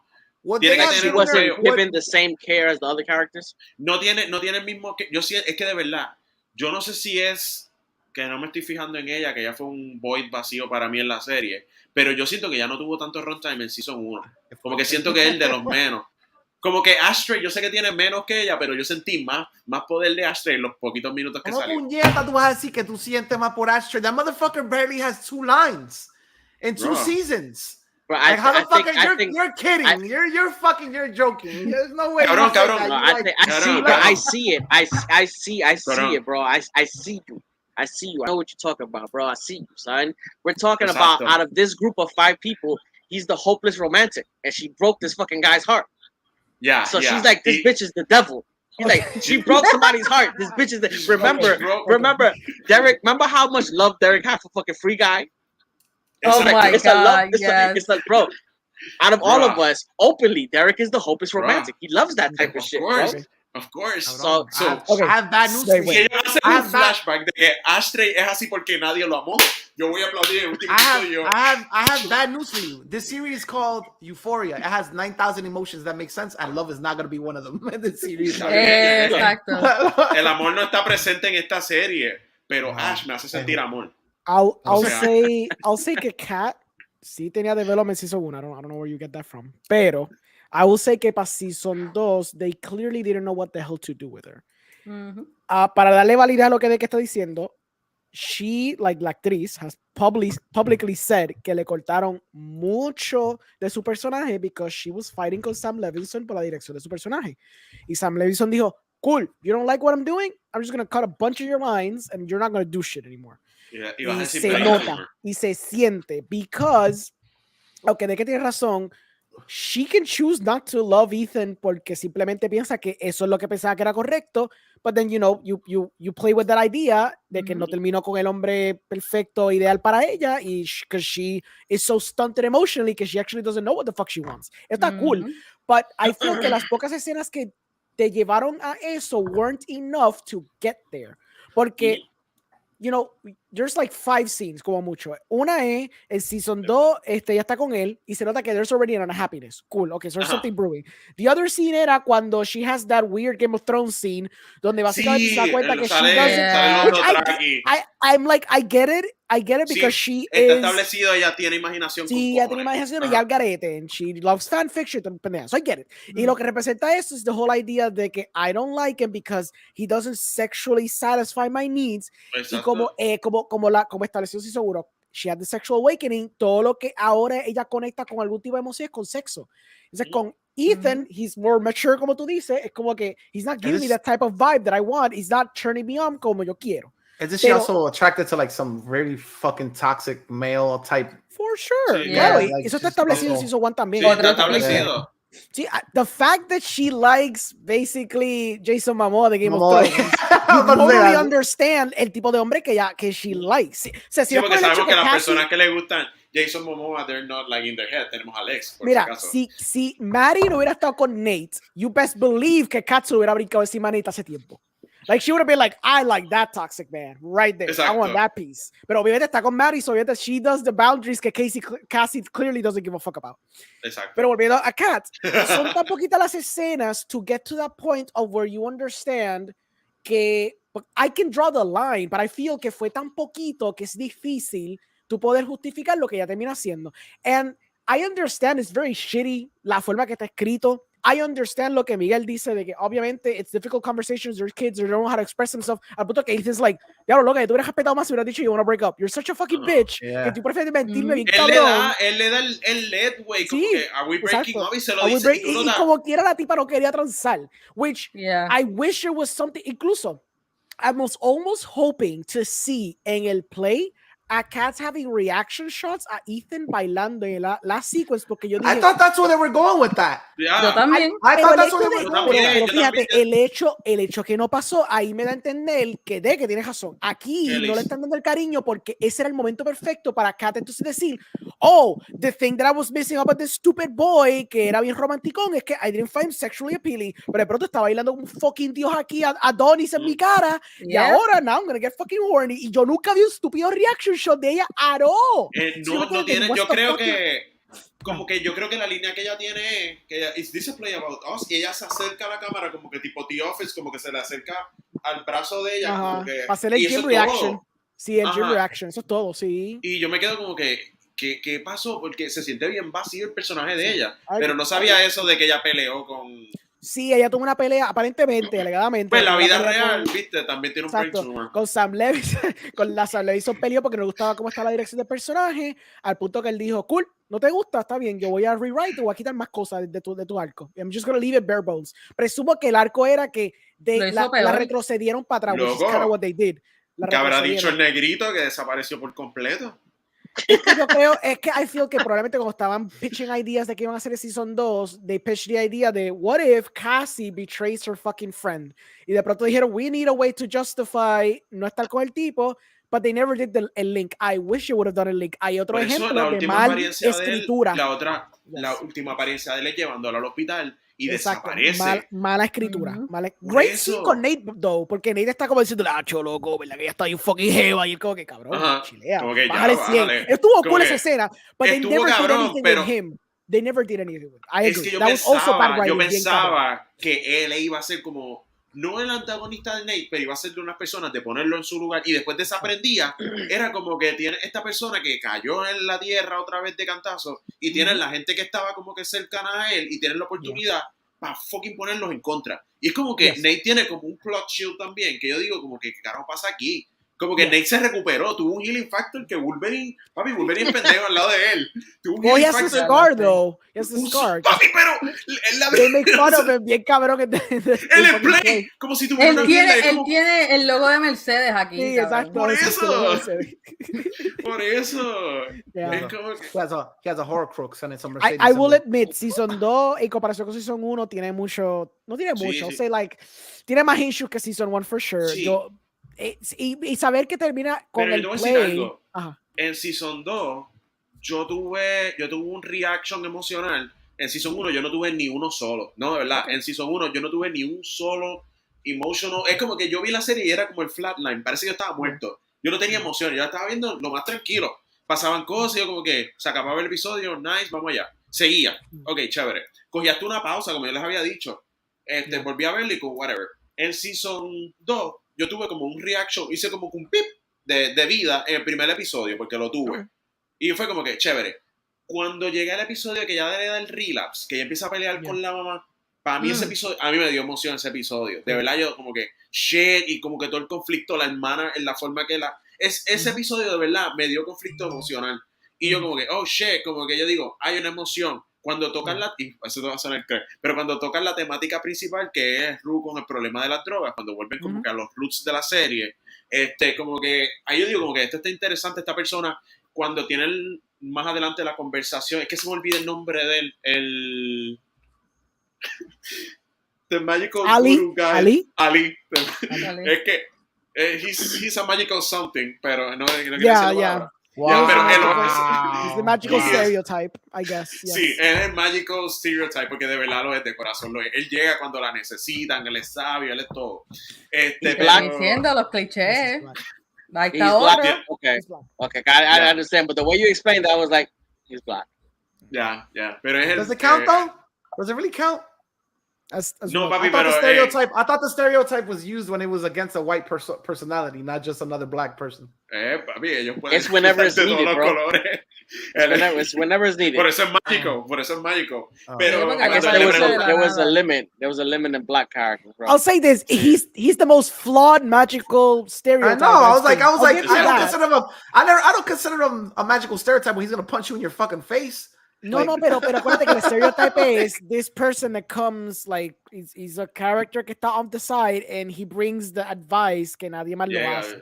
But then he was going to punch her in her fucking face. I understand. Por eso que te digo, it's the most flawed interpretation. That's what I'm saying. I'm like, I don't think that one counts. Like, there's nothing mystical about this guy. He was literally about to thrash her. No, pero cuando tú dices el magical stereotype, it doesn't mean that he's literally magical. Pero, No, I understand. With the right amount of advice at the right time. He's like a mentor. He's like an Obi-Wan. Vamos a decir Obi-Wan. Obi-Wan on crack. Vamos. He's a Mr. Miyagi. Oh, that's racial too, right? My bad. Okay, go ahead. I guess so, sure. But yeah, he's kind of like for that. Exacto. Por eso, pero cuando él dice la línea, cuando le preguntan de, ¿tú crees que Ruby's gonna make it? Y es como que, I don't know. Y cuando dice lo de, she has to find faith, eso es como que el challenge, sí. Y ella se queda como que tiene unos momentos que yo digo como que, oh shit, como que estas conversaciones, como que todo esto que está pasando, como que, I can... Epa. Llegó la parranda para Alex. I thought that was the cue to go to the next person that okay. La línea que le dice a Ali a la hermana cuando están creo que cocinando lavando trastes. It's okay to hate her. It's okay to hate. It's okay to hate her, bien cabrón. That shit's good. He was like prepping the chicken and he was like, you should go cut her face. Lo cool de esta serie, and I think it's because pues Zendaya estuvo en 2 películas el año pasado, so that's why everyone's fucking watching this show. Porque pues, I mean, ustedes lo ven porque yo lo recomendé, pero I've noticed que yo lo vi porque ya sale Spider-Man. No, pero es que yo creo que I honestly feel no fue así, pero brega. Pero es que yo creo que tiene que ser eso, porque aunque Zendaya era bien famosa cuando salió Season 1, no one was watching that shit. Pero yo creo que coming out of literally the most successful movie like the last 2 or 3 years, pues yo creo que por eso es que todo el mundo está viendo Euphoria ahora bien cabrón. Es que cuando yo escucho, papi, esta serie es una obra maestra. Sale el meme de oh shit, here we go again. Y yo entrando a la serie, como que yeah. Está buena, o sea, tiene cosas buenas, pero sí, I feel que cuando es bien buena, es bien buena. Y cuando hay cosas que a la gente no le gusta, de verdad no le fucking gusta, ¿me entiendes? Like, I will say que yo he visto de todo. Yo he visto de todo porque entre ustedes y con otra gente que conozco, hay mucha gente que dice, es una mierda. But then they're like, but that scene though. Me dicen una escena random que de verdad los tocó porque, oye, and I think that's the cool part about the show, que como tiene tantos personajes bien diferentes, con traumas bien diferentes, con historias bien diferentes, que you're going to be como Game of Thrones. And that's like the magic. That's the magic everybody potion. Everybody can root for the one that they magic, like. Es el magic, ¿verdad? Magic recipe. Tú tienes un montón de personajes, you're gonna have to root for someone eventually. Algo tiene que caer. Y aún así el tipo es masterful en cuestión de cámara, en cuestión de cómo presentar la cosa. Se ve bien. It's visually pleasing to the eye. Que para normies, not you guys, but just generally normies, they're gonna be like, wow, I've never seen that before in my fucking life. Como que, wow. You have, pero como cuando Miguel dijo lo de la cama. Mano, la cama se va. Sí, la toma de la cama. Y yo como I'm sorry, yo. I've seen it before, but I thought in the context of what they were trying to say, I really enjoyed it. I liked it too. Yo, I like it was great. Don't you fucking patronize me. They did the shit about the mirror en el theater, en la escena del theater, que creo que era Lexi viéndose, no, era Nate viendo, I don't know who the hell was watching themselves. La cámara se mete dentro del mirror, va para otro lado y después va para donde Lexi hablándole al público. I was like, that shit I know is very complicated to do. So, aplauso bien cabrón porque that's not easy. That shit's not easy. You need body doubles. You need to have ese crane específico con un slot aquí para que pase la fucking cam. That shit requires effort. Y cuando tienen film stock, that shit's double difficult. So, aplaudo eso bien cabrón. So, yeah. What I want to know is we're about an hour and 15 minutes into the podcast. We've only talked about two things. Both of these things. We haven't finished. We still haven't finished. We're not gonna finish, bitch. Let me talk. Okay. Both of these things, both are shows that have been recommended by Orengo. Okay. I want to know, Orengo, between Euphoria and Succession, which one do you think is better? Are you seriously gonna ask him that? You know what he's gonna pick. I want to know because, I watched Succession. I'm gonna take a wild guess and say it's Succession. Orengo was ranting and raving about Succession, but I also see a lot in Euphoria that Orengo would just be like, okay, greatness. So yo vi Euphoria cuando salió. Y si yo no hubiera visto Succession, yo diría Euphoria. Pero Euphoria es más consistentemente cabrón que lo que Euphoria. Digo, Succession. O sea, Succession está más I got mad confused. I thought he was trying to be really smart with the wordplay. I was like, Succession está mucho mejor en cuestión de consistencia de personaje y todo de lo que Euphoria. Euphoria tiene momentos que están bien hijo de puta, but then there's something really fucking stupid that he does, especially in season 2. Si season 2 no fuera tan lopsided como yo lo estoy viendo, and I'm trying to be, I give more benefit of the doubt to the show que mucha otra gente hace, pero even I recognize que season 2 no fue lo que yo sentí season 1. Incluso ni siquiera los COVID episodes, porque los COVID episodes para mí están cabrones también. Because I like that type of structure, cuando es simplemente dos personas hablando mierda. If they know how to write it well, a mí me gusta. Y eso fue un ejemplo de cosas que estaban para mí están bien escritas. Pero cuando llegas a Season 2, que tiene momentos que están bien por el fucking piso y otros momentos que no, pero entonces Succession, con todos esos personajes que claramente, sure, you can distill Succession a básicamente people walk into a room, they discuss money problems, there's always they're always talking about something, but the gist of the conversation is never actually what they're talking about, is what everything that it's implied. They literally could be talking about omelets and breaking some eggs, and it's talking about destroying a company or making someone fucking die on a river, but it's always the same thing. But for some reason, Succession sorry, esto fue mi poder. For some reason, Succession Elmo and all the fire. Yeah, hablo cabrón. Esa pendeja. I can tell you right now. I can tell you right now. His opinions about Kat brought on some heavy ass karma. Sí, los pops dijeron nope. Ahí vinieron los que le pagan a. Puñeta, le están matando el train of thought. Oh my god, bro. But Succession, no matter how many times the setup of the scene is exactly the same thing, it's always enthralling, and it always progresses something about the characters and always dictates something about the characters. Porque some could argue that the worst thing about Succession es que se puede poner repetitivo. Because it essentially boils down to the same thing I told you. People walk into a room, they talk about something that's not actually what they're talking about, and it's always like some business dealings y gente siempre maquinando entre ellos mismos to get power. And it's rinse and repeat. Pero siempre es para el avance de los personajes, and it's so well fucking done how it weaves dramatic elements, comedic elements, and everything in between, que you start to feel for these characters, even if at face value, yo estaba igual que Miguel, me tomó 3 episodios. No me acuerdo qué fue lo que hooked me, pero yo estaba diciendo, porque todos mis panas me están recomendando este fucking show cuando it's just about fucking white people. Y me decía, dale break, que hasta yo, que soy el artista más cabrón del mundo, I found empathy with Kendall. Yo dije, con Kendall, ok, fucking dale. Después yo empecé a ver like the cracks of what these characters are, yo dije, oh, I see what is happening. Y después cuando pasa season 1, oh shit.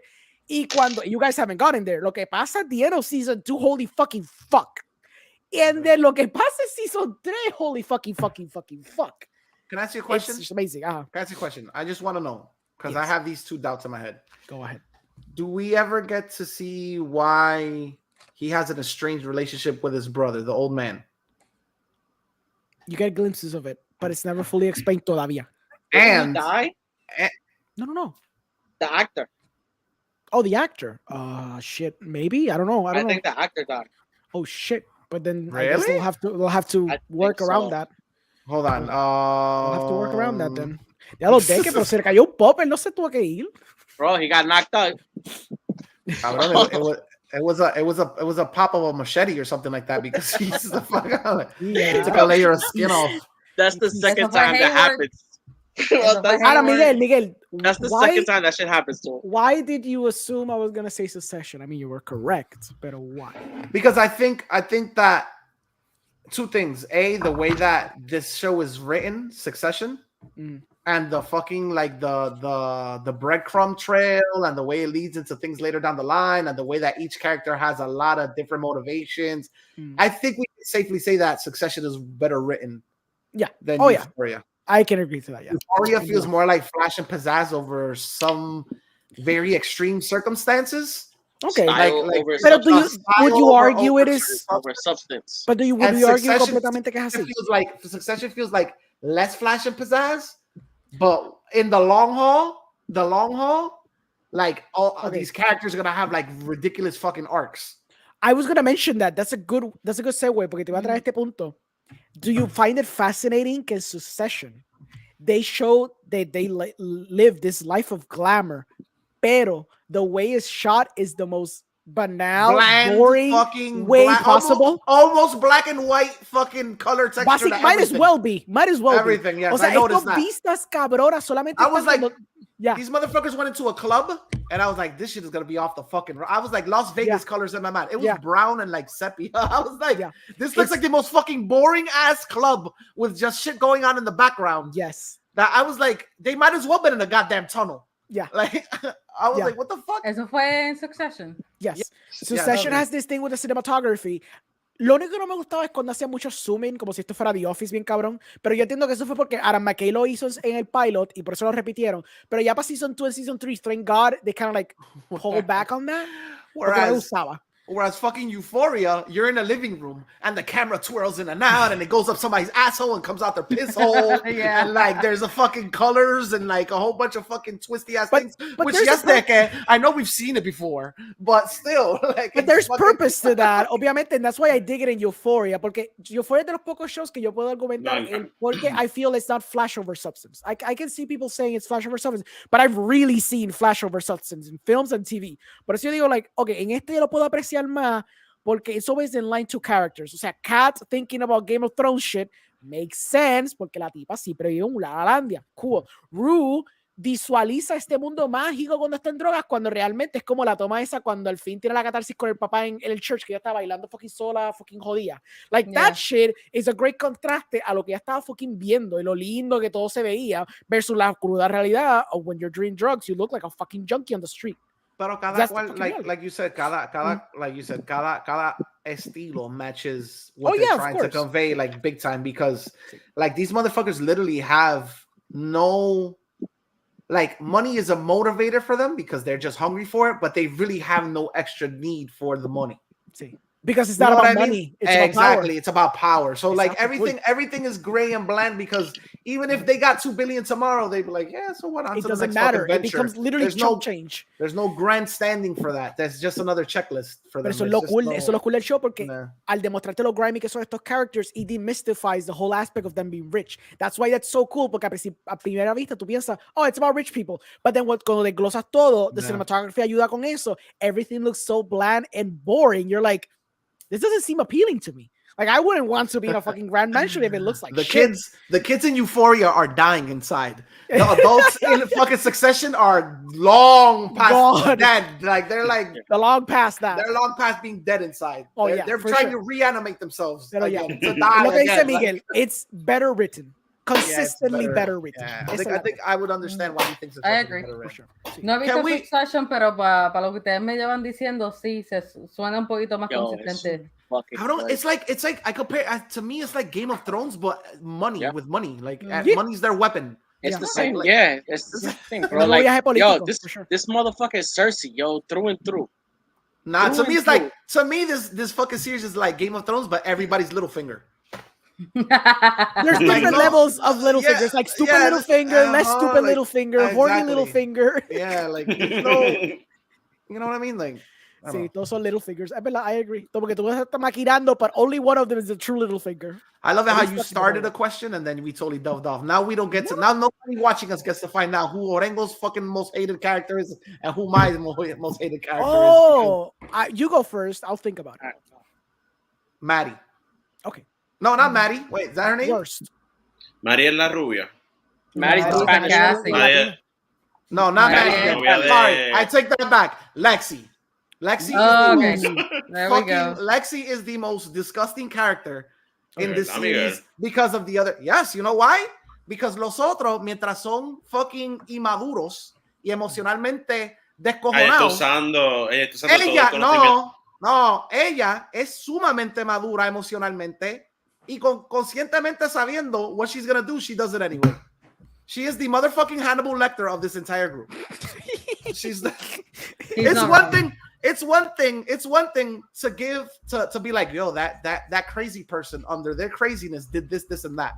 Yeah. But the person that's smart and has way more logical skills and still fucking takes the low road, that person's fucked up. To me, that person is very fucked up. Yes. That's interesting. Yes. And not only that, she did it on a grand... taking somebody else's weaknesses and using them. No, not only that. She didn't do it to them privately. She put it on a grand scale. For everybody to see. For everybody. Let me ask you a question. And had them present in the moment of destroying their lives. No, he invitó personalmente. Let me ask you a question. Is the Hannibal Lecter of this group. La calladita. No. Ella más hija puta que cualquiera de ellos. In the play, because I haven't seen it. Because the only thing that I saw that I was like, is that what they're talking about? I'm going to summarize it for you. I'm going to summarize it for you. All I want to know is the characters, they have the same name. Like everybody knows who each people is? No. They have ellos saben por la situación. Pero coño, come on, bro. But I'm saying, do you know because you watched the show? Like, is this something like a random person in the audience? If I went to a school and DEKE put out a fucking play where the character, all he did was wear sweatshirts and headphones and had his hair poofed up like this, I know, yo, that's fucking Nick. You know what I'm saying? And he acted in a certain demeanor. I'd say, word. You didn't take artistic liberty. You took artistic inspiration. But to be fair, Miguel, to be fair, Cassie was the one that took the whole episode to realize it was about her. She was the only one that didn't realize it all the tiempo. That's what I'm saying. Within the show, not the main character. They know. But I'm saying the main characters know. She was like, who's playing Lexi's sister? The main characters know because they each go get a fucking headshot on all of their faces and it runs on them. That's what I'm saying. When you see yourself in something, you recognize. But I'm talking about, do they show like the general public that they show all the other students like, especially for Nate. Especially for Nate. El de Nate, todo el mundo estaba como que esperando la reacción de él y lo miraba. Cabrón, literally in the fucking, you literally see people going. Sí, hay una tipa que canta. Like he's sitting behind me and they're like, Una tipa hizo, salió así out of nowhere. Sí, mano. Who are you? Like gold. And in a way, like I told you, while I was watching it, I was very fucking split down the middle because they vilify, or they don't vilify. They're all shitty human beings, but you're like, fuck, the shit that Nate does is very fucked up, right? Yeah. But I didn't feel as it was going down, I was like, yo, they're not gonna solve anything with basically exposing him in front of all of these human people. They're gonna build like a worse beast, or this kid is like, in my head, I was like, this motherfucker's gonna come on next Monday, he's gonna shoot up the fucking No, school, y tú sabes que la serie ha tirado semillas para school shootings, porque hay una línea que es con school shootings, básicamente, y viene de nuestro personaje favorito, Cat. And then at the same time, I'm just like, at the same time, yo no creo que eso sea un accidente. Yo no creo. A la misma vez, la jodienda conmigo es que I don't necessarily condone a lot of the actions that these characters take, but as a parent, it's just like, yo, they're literally, except maybe Rue. Rue's the one that like she's doing drugs. She's all fucked up because of her drug use, but at the same time, she's okay because she's doing drugs. No. I'm saying that all of their decisions are like really fucked up, but they could kind of be rooted into bad parenting. Mm-hmm. Rue kind of slips through the Rue kind of, you can kind of say, oh no, it's not bad, but they put her on heavy drugs since she was a child. Por eso. Yeah. For better or not, that was a parental decision. En Whether it realidad was ella a nunca mistake, tuvo treatment. exactly. Whether it Exactly. was a mistake or not, fue una decisión de los padres premedicarla, so she was predisposed already to heavy narcotics. But that was a parental decision. She didn't walk into the fucking pharmacy like, yo, give me the fucking Vicodins on the top shelf, the Percocet, and the, you know what I'm saying? Sí, sí. So, yo sé que el cabrón este es horrible, pero a la misma vez, just like, I also feel like he's a huge product of his father being the way he is. And setting up this social structure in his head where he has to be the alpha male. And then, like, you're lucky that motherfucker didn't turn into a worse cycle when you set up this structure his whole life, and then he sees, you know, he's exposed to you basically having, you know, homosexual relationships. He can't differentiate whether this is acceptable or not because you have implanted this fucking toxic masculinity in him from the start.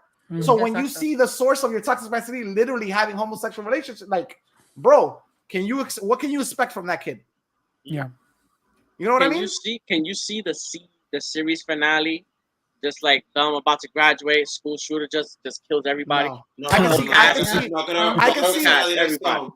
see I can see Nate like literally offing himself because like he can't deal with like everybody's world, like every single part of his life crumbling down. He can't deal with the whole social hierarchy looking at him like if he's nothing less than an alpha male. He can't deal with his dad's whole situation. Like, I mean, even the scene with his mother. Did you see that shit? Yeah, bro, that was I was weird. like, what the fuck is that? Yeah. What the fuck is that? What are you talking about? That's that season 2? Bro, there's a scene with his mother and they're having drinks. They're having alcohol together or whatever. And she basically lets out that she knows that her son put her hands on Maddie. Yeah. And she's cool with it. And she's cool with it. She's like, oh yeah, I like the blonde girl more. I kind of condone you putting your hands on Maddie because she's, you know, she's like a Latino slut. En pocas palabras, eso fue lo que dijo. Full. O sea, en pocas palabras. And then she threatens him and she goes, don't you go putting your hands on me. I won't stop. I'll call the cops and I'll put your ass in jail. Exacto. Así. Bro, from your mother? All right, if you're not a daddy's boy, but you know that like 99.9% of fucking male children have the mother of God. The word of God is mom. You know what I'm saying? Like it's very, very fucked up. And I feel like that character is getting fucked. He's a horrible human being. By he's getting everybody. On all sides. La May le dice, en cortas palabras, la May le dice, I'm gonna beat you down. Lo que tu pai no hizo por ti, I'm gonna do it. So. Pero beat down would have been all right. But she was literally telling like, lo que le faltó decirle y limpia ese meao. Y ya, esa era la línea. Por eso digo de que I will beat you down. Tu pai habrá hecho y deshecho contigo, pero I will put you in the grave. Por eso. That kid is they're all fucked up, but that kid is like on his way to, I would say, either killing himself or harming a whole bunch of people. Pero ustedes vieron que mientras él está teniendo relación con Mari o es que se me olvida el nombre de la rubia. Casi. Pues, que falta respeto. You don't remember her name. Why? Because she takes off her clothes, bro? Is that why? Él dice casi who? Every time she exposes her breasts, you forget her name. Casi who? Okay, yo se lo he dicho como 5 veces el jodido nombre hoy ya. Déjame apuntarlo aquí, espera, casi. Voy a poner una especificación aquí, casi. Okay. Casi. What did you write next to it to remember? Rubia puta. Wow. Yo no dije eso. Anyway. I haven't seen season 2, but the way y'all motherfuckers talk about pero la gente analizaste. But you've seen season 1 and you've already labeled her that in your head subconsciously. In season 1 until this point, all I've seen was she's with. Yeah, but she has sex with that one guy. I'm talking about, is it like she having sex? For me, she kissed this guy, and then she like let him on a little bit, but she was like, I'm not gonna cheat on my boyfriend. So to me, at this point, I haven't seen her just, you know, really putear and just be like sucking dick, let's fuck everything. I haven't seen that. No, that's yet. Kat, actually. Yeah. If there's actually someone who's actually doing that, it was actually Kat. This is the actual hook of the show, to show you where your moral barometer is at, or what you think is acceptable as moral or immoral within everybody's fucking little dynamic on the show. Yeah, beautiful. You want to know who's the worst character? Go ahead. All right, go ahead. In your opinion? Easy. Y me pasa lo mismo también con My Hero Academia. Oh, wow, bro. Oh my God. Bro. Hay una línea, Orengo. La línea Don't, está, just es don't fácil. bring that show into this. Espérate, Please, just espérate, focus espérate. on Euphoria. Es fácil. Sí, No, no, no, Orengo, es que- espera. Orengo, bien rápido. Ajá. Si Nate le brillan los ojos rojos y tira un puño y explota una pared, ahí te lo acepto. Es Ok, como no, que no, si no. se descubre... Tú vas a ver mi línea tiene sentido. El primer Ok. personaje es un personaje que no hemos visto. Porque como en My Hero Academia, tú no sabes quién es el hermano de Choto. ¡Ey! Fucking la familia de Ace. ¿Cuál carajo es ese tercer hermano que sigue saliendo? Did they freaking bury that kid in the Cabrón, backyard? es una What the nena, hell's no es going una nena, on? es una nena, no es un Wait, nene, una es nena. una nena. Is it Jules? Like, what the fuck's going on, man? Like, did they La murder nena, es her? verdad. Put it in the Él backyard? se lleva el Like, retrato what y the todo hell's como happened? que...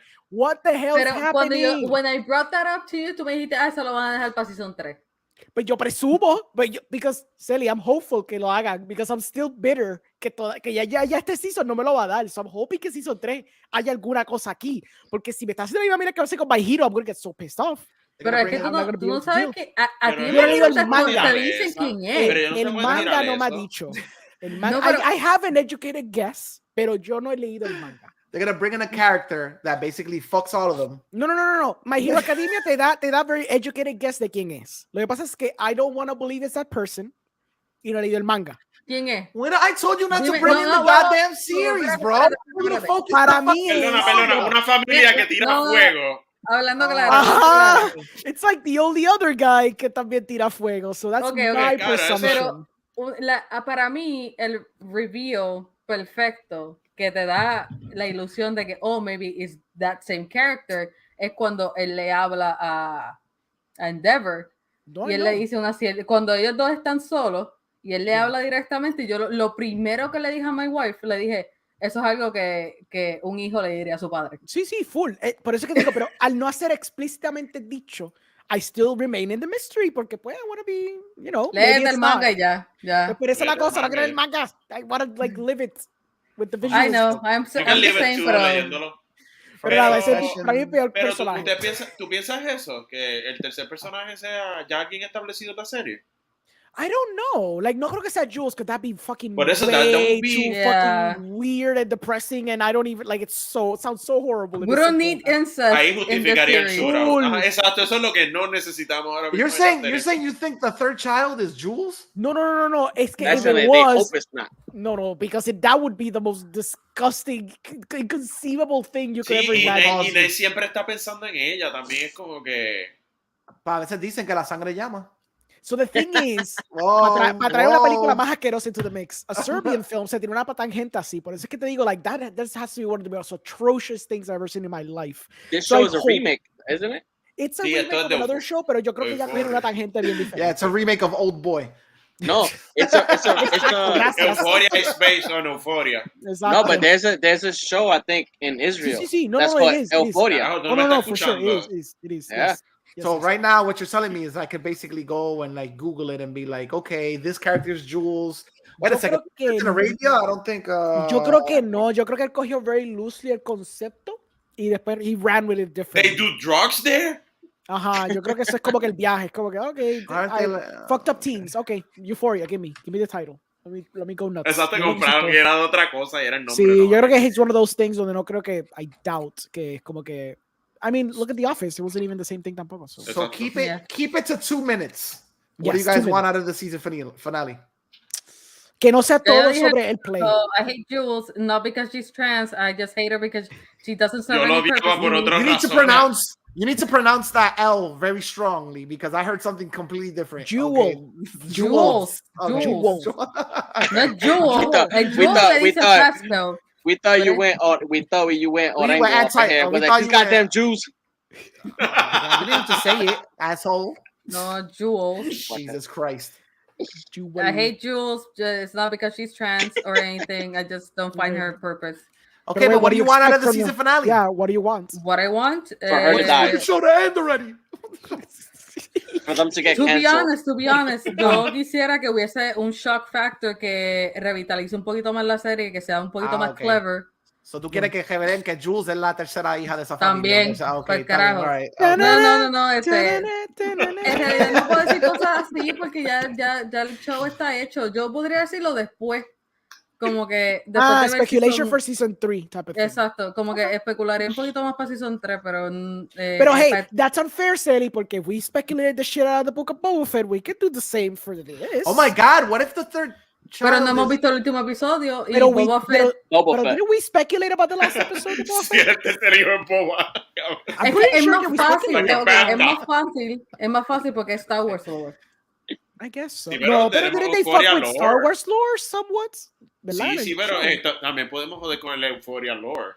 Por Es eso, por eso que te digo, yeah, we have some basis of, we have an idea of what's kind of happening. I hope they kill somebody and bring them back in season 4. It would be more questions. It would be a lot more questions than me saying, "Oh, I want this to happen," because I know it's not gonna happen. I would like to see something big happening. There's obviously going to be backlash a lo que va a hacer Lexi. Le van a caer encima con cojones. The mom is the only one proud of her. And she left, right? She left halfway through the show. No. Cassie did, pero la Mai Cassie estaba did. feliz. La Mai estaba llorando, riéndose. Oh, I think that's me. Bien pendejamente. La hija criticando como las crió. And she's like, yeah, that's me over there. I almost raised them like trailer trash. Yeah, that's me. Like, pero, okay. Hide the knives after this. En mi especulación sería, I would like to see a little bit more of what's going to happen to Ashtray and what's going to happen to Fesco. Me gustaría ver un poquitito más de development con él, como que no es que quiero ver la historia de su vida otra vez, pero me gustaría ver como que cuáles van a ser las consecuencias de ese personaje y cómo su relación con Lexi va a ser, porque estamos hablando de que he's a drug dealer and they're finding love with each other, y eso es bien complicado y eso es algo que nunca funciona, pero I know they're gonna make it happen. ¿Y por qué ella no choteó a Fesco en su play? You know why? Because she knows that, look, when you fucking narc on a drug dealer, clack, clack. Espérate, Miguel, to be fair, falta la mitad de ese play. El play, es verdad, estamos basándonos el cantito que vimos. Por eso digo que no me puedo basar mucho. Vimos episodios 1 y 3 de Euphoria Season 1 en ese play. So, yo creo, my guess is that she's going to paint Fesco in a very pretty light. Sí. Yeah. And I think that's why she wanted him to come. So she I was like, my sister was all about herself and her big ass tits, and this guy's a fucking closet homophobe. But Fesco is an entrepreneur. But is there anybody in the play that's not necessarily a student, like in the high school? Bueno, sabe la Mai. La Mai todo el sabe. mundo. Pero la única que no está representada, que es de high school, que está representada y no es de la high school, es la mamá. Exacto. So I'm saying, so it's not like Nate's father's not in the play. No. Hasta ahora. So I'm saying, I mean, she's probably not even gonna put Fesco because the play literally the play it's about her life. It's literally called Our Life, and it's all about her. And they show that she had interactions with Fesco before the party. She got high. Where that's one of the things about the show that's like, yo, it fucking goes forward and then it calls all the way back. Exacto. There was an episode where she went to a Halloween party and she was as Bob Ross. Yeah. And they show right in this episode, in this last one, that the reason why she went like that was because she got high one day with fucking Rue and Fesco, and they drew a fucking fake beard all over her, whatever. And Fesco was the one that was like, yo, she kind of looks like that dude Bob Ross, bro. Exacto. Which was so clever. It was actually kind of clever. Yo espero que en la obra te cojan a ti, mano. Lo hiciste perfecto. Bro, I'm telling you, I can play a slow drug dealer, bro. I'm telling you. That motherfucker reminds me of Mac Miller, yo. Every time I see him. Bro, es brutal. Yo pensé que era Mac Miller y todo. Yo dije, mano, y le taparon el tatuaje y ya. Mano, legit, wow, de verdad. Yo cada vez que lo veo pienso lo mismo. Right? Oh, that you know he's dead, right, bro? And he likes fentanyl too. Anyway, keep going. Anyway, fuck fentanyl. Deke's like, Mac Miller is dead. Two huge revelations today on Deke. Right now he's Googling Mac Miller, how did he die? I just start crying here. Like, all right. So Sully gave her his DEKE. What do you expect out of the next episode? Keep it. I try to keep it for 3 minutes, please. Bien rápido. Siento entonces que va a ser un mirroring, como empezamos el primero con él teniendo power y como que resolviendo todo con violencia. Fesco, como todo lo resolvió con I thought you were talking about Star Wars. I'm like, what the fuck? No. Todo lo resolvió. Cállate para poder hacerlo en menos de 2 minutos. Okay. Todo él lo resolvió con violencia, tuvo poder y es como que estuvo en su peak al principio del season. Siento que va a ser un mirroring y él ahora por violencia va a perder algo. Sería irte por la ruta fácil, matar a Fesco. No va a tener nada, como que va a dar sentimiento para nosotros, pero no va a ser un growth para el personaje. So siento que me van a matar al pobre Ashtray. Lo siento en mi corazón. Ahí Lexi va a tener una consecuencia también de que por estar haciendo esa obra, a lo mejor no pudo estar en el momento que este cabrón la necesitaba. Como que este cabrón se va a desplomar por la puñeta por allá. Va a pasar Ustedes vieron el anuncio del próximo episodio, ¿right? Va a pasar un estilo... va a pasar un estilo va a Cat. morir. No, pero va a pasar un estilo Cat, mirando al jevo a hablar con otra. Va a pasar algo así porque no vino. Pero entonces ella sabe que él está enchulado de ella anyway, so yeah. Y la película que ellos estaban viendo era Stand By Me. Stand By Me no termina tampoco feliz. So te están tirando las semillas de que esto no va a terminar feliz. So sé que el último episodio... En otras palabras, aquí va a terminar degollado. Ahí, all right. Degollado. Va a ser Ashley obligado. Stand By Me.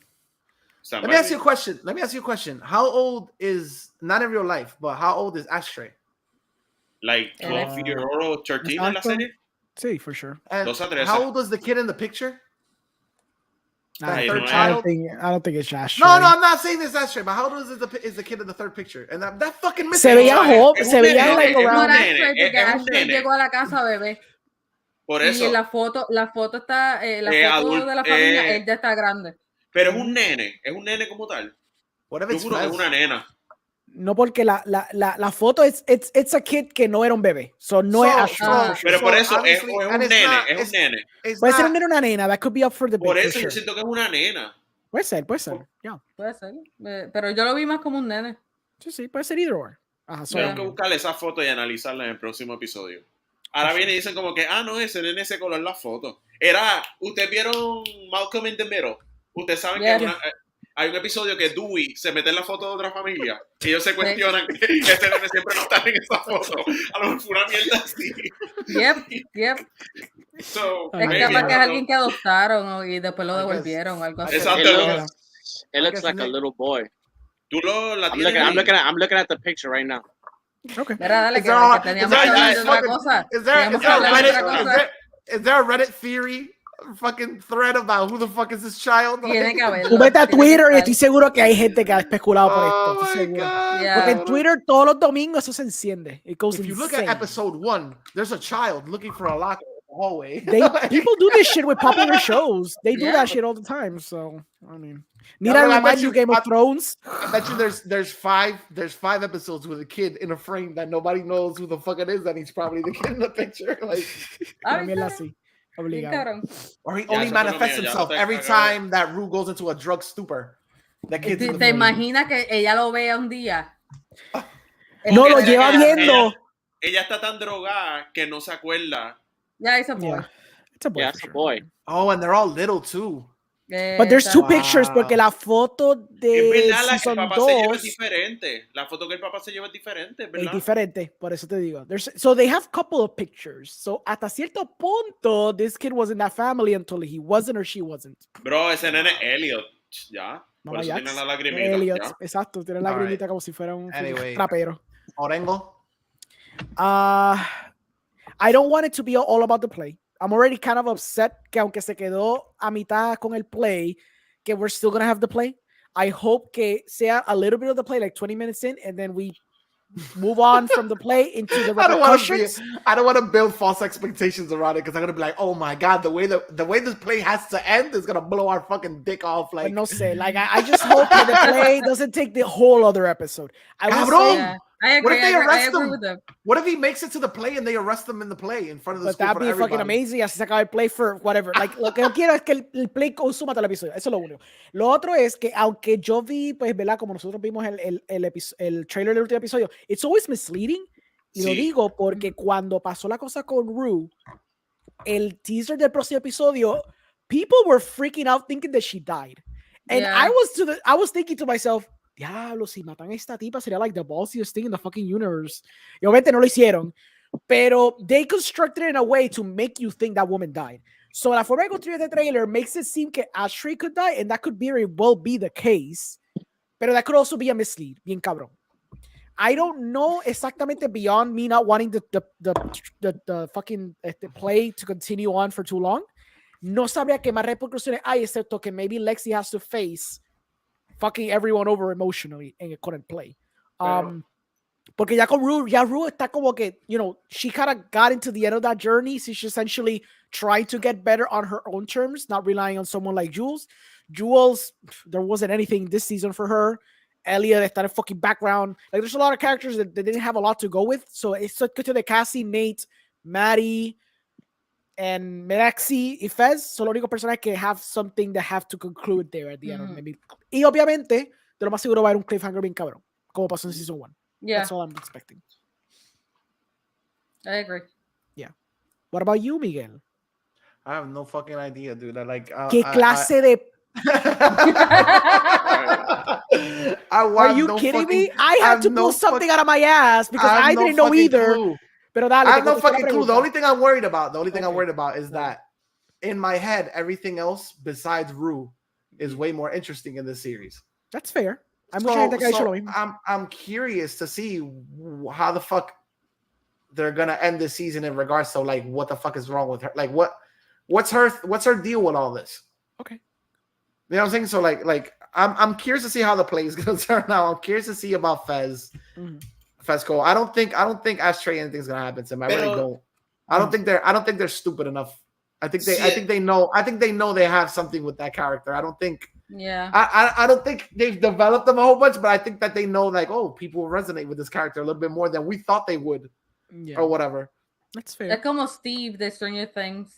Exacto. También, ¿verdad?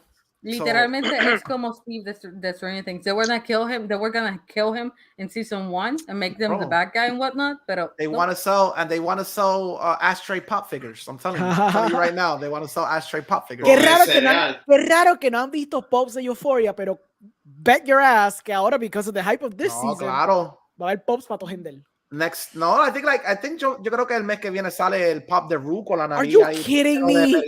No, okay, because I wouldn't believe the glitter. I wouldn't believe the glitter for real. I wouldn't believe the glitter. Bro. Like, I wouldn't believe the glitter, pero no sé. Yo creo que es como en mercancía de 24 y el 24 se tiró un Funko de Green Knight. No, pero si una espada se tiró un board game y no sé qué bicho más. Por eso, pero el 24, yo creo que como tiene su propio mercancía, están vendiendo como que sus propias cosas, siento que Funko no va a haber esa conexión. Siento que no vamos a tener un Funko de... Bueno, no tenemos un Funko, pero ya todas las compañías have their own little version of what a Funko Pop is. Yo creo que como es de HBO y casi todo lo de HBO que es bastante popularizado, mainly Game of Thrones gets a pop, pues yo presumo que siendo Zendaya, ese hook puede ser enough to like be like, oh, we're gonna make a few pops of these. Yo vería a la gente comprando Zendaya with the glitters in the eyes. Full. Yo vería eso vendiéndose. Por eso te estoy diciendo. ¿Entiendes? Eso sí. Yo me compraría un Funko de Ashtray sacando la Glock del cereal. Tiene que decir algo especial. Ese va a ser el Hot Topic exclusive, cabrón. Ese es el Chase. Oh my God. Wait a second. Ajá. No, this gotta be fake. Okay. ¿Qué pasó? ¿De verdad hay Funko? Did you read something? No, somebody, they're doing mock-ups of what they want. Yeah, there's a petition for, I don't know if that's Rue, but there's definitely a petition for Jules. No, me lo creo. Yeah, sure. Yeah. That's funny, bro. Yeah. Overdose Rue. Vomitar. Va a ser. No está para No, fue Entonces, exacto. The first pop que sale acostado así con la... just acostadita. Cancel these people now. Mira, algo más que vayamos a hablar que no sea esta serie. Sure. ¿Verdad? Yeah, we have a Yo whole... tengo cosas que vi, si se van a hablar de cosas que se vio el fin de semana. Are we gonna do that for credit or are we gonna do it on this episode? Oh, como ustedes quieran. We're on the 1 hour and 53-minute mark. No me Because dijeron Euphoria que- es una mierda, pero todo el mundo lo vio y tuvo opiniones sobre la serie. ¿Qué más? Si quieren otra cosa, I'm up for it. No, porque me dijeron que el episodio era para marzo. So, That is true. You guys yo said that. pensé que no lo íbamos a hacer hoy. No. we're all Es verdad. disorganized. So, no tengo las preguntas. That's fair. No. Oh, no, we're Ah, not doing okay. that. No, we're not talking about that. Just in general, talking about other stuff. Exactly. Okay. Vox Machina se acabó. There you go. Our fearless leader up there, which seems to be in a euphoric stupor. Are we No, I going? can't. While you guys were talking, I didn't know that A24 had a merch shop. So I was over there looking at the fucking Papi, yo Green llevo Knight comprando sword. tanta cosa. Yo te enseño ahorita cuando se acabe el live todo lo que tengo de Bro, I saw they have it looks like they have a D&D type game of the Green Knight. Yes. The whole role playing shit. I was like, what the I never saw the store. So y'all was talking and I was like, I didn't see you before. I don't know what the fuck is happening. I was just looking at the Ladies store. and gentlemen, that's the host of this show. Mm. As we talk, he does not pay attention. Exacto. Bueno, I can hear you, bitch. I don't need to see you. Okay, all right. Yeah. Are we going to keep on this 154 or are we going to go into extra credit mode? Ooh.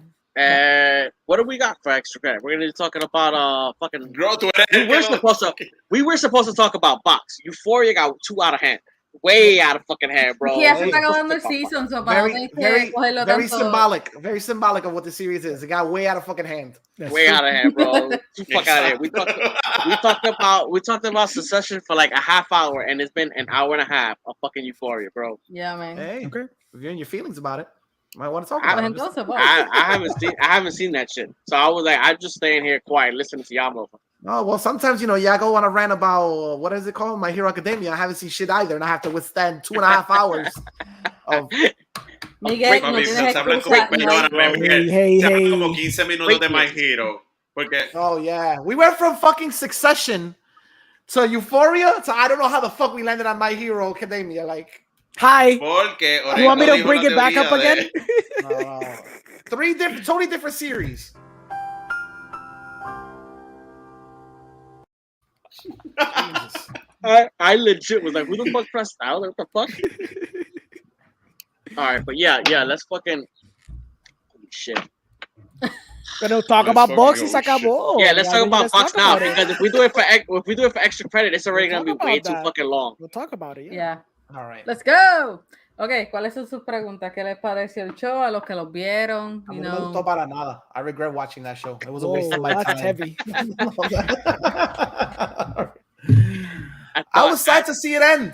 I really wanted, I thought it would've- went way too quick. if they would have gave us like fucking 5 more episodes, I would have still been watching it. I enjoyed it thoroughly. I laughed my ass off. I do admit that maybe next season they should fucking maybe slow it down a notch and Oh, they will. maybe make the episodes a little bit longer. Because it felt like, in hindsight, it looks like they jumped from one place to another place like way fast. But other than that, like I love the characters. Fucking motherfucking No Mercy Percy, baby. Which is he still gonna be No Mercy Percy after what happened at the All the end? happiness. Yeah. Él va a estar un poquito más tranquilo, pero. Is gonna be the él- reluctantly happy person? Ah, no, never. Oh, okay. No, él siempre va a ser un aborrecido de mierda. Pero. Nice. En hindsight, I guess, él sigue siendo el mismo, like, creative, Mierda. clever, aborrecido que ustedes conocieron. Yes, he still has the guns, Pinkies and up. yes, he gets another Right. gun. Like, está Bad News, él perdió a Pepper Box y ahora él va a tener a Retort.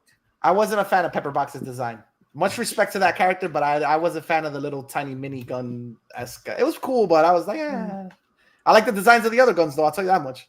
Ya, el design de ese gun lo hicieron mejor, porque en los sketches que ellos tiraron no era así, originalmente, que se doblaba y se guardaba, Yeah. which actually makes sense de que él pueda doblarla y guardarla, pero Retort es un poquito mejor. No sé cuál va a ser el design de Retort, pero Retort va a ser mucho mejor. Porque he upgrades. So as the campaign it's ongoing, he fixes and tries to create more items. Okay. Not only for himself, but for everybody else too. Oh, really? Yeah. Él le hizo spoiler porque no sé en qué momento lo van a hacer, y ellos hicieron eso en un no quiero decir como que un one shot aparte, sino como que fue como que un side quest. Vex encuentra un broom, y eso es algo que no han implementado tanto en la serie, de que she loves flying. They used to have a flying carpet, y de hecho the flying carpet se mete en el ácido. They accidentally get into the acid and it disappears. So it was a flying carpet. Estilo. I can show you the world. Exacto, thank you. Pues ella siempre, cuando pasó eso, ella no estaba en el. Porque eso fue un one shot aparte. Eso fue otro side quest. O sea, Laura Bailey no estaba en el room with them, but she was there listening and, watching the show. Y cuando ellos quemaron el fucking carpet, ella gritó desde el backstage, like, no, what did you do? So yeah, she lost the magic carpet, pero eventualmente she finds a broom, y Percy lo que le hace es un saddle, like a tiny saddle, so she can ride the broom. Entonces Kiana le da un pointy hat like a witch. So yeah. I got a question for you. Y puedo decirlo porque hay un Funko Pop de eso en específico. Okay. I got a question for you. I did notice that they did, in my opinion, they set up little breadcrumbs for the next season. The thing with the sword, Grog picked up the sword or whatever, which I don't know if it still consumes fucking blood to get bigger or whatever anymore. Grog picked up the sword, and there was something else. There was something else that they took. I can't remember shit. I know there was something else that they took that I was like, that looks like it's going to bring consequences next season. Era otra cosa. Oh, the orb is still out. The orb that nullifies magic or whatever. It's still out. Ese orb, vamos a darle el apodo del Orb of Annihilation.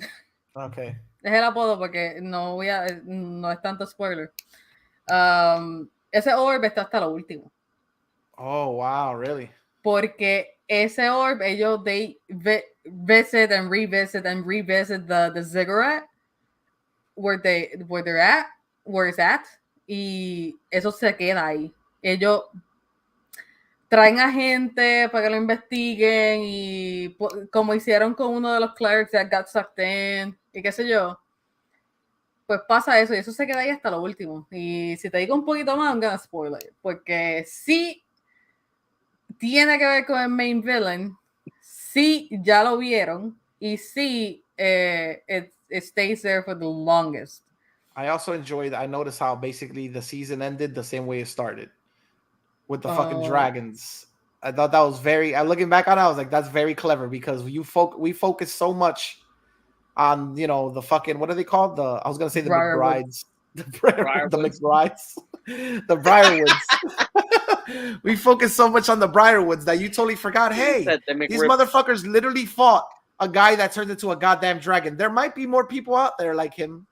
You know what I'm saying? Like, pues, para que sepan, he was the Blue Dragon, Brimside. I think that's the correct name. He was actually the youngest. And yes, there is a difference between younger and older dragons.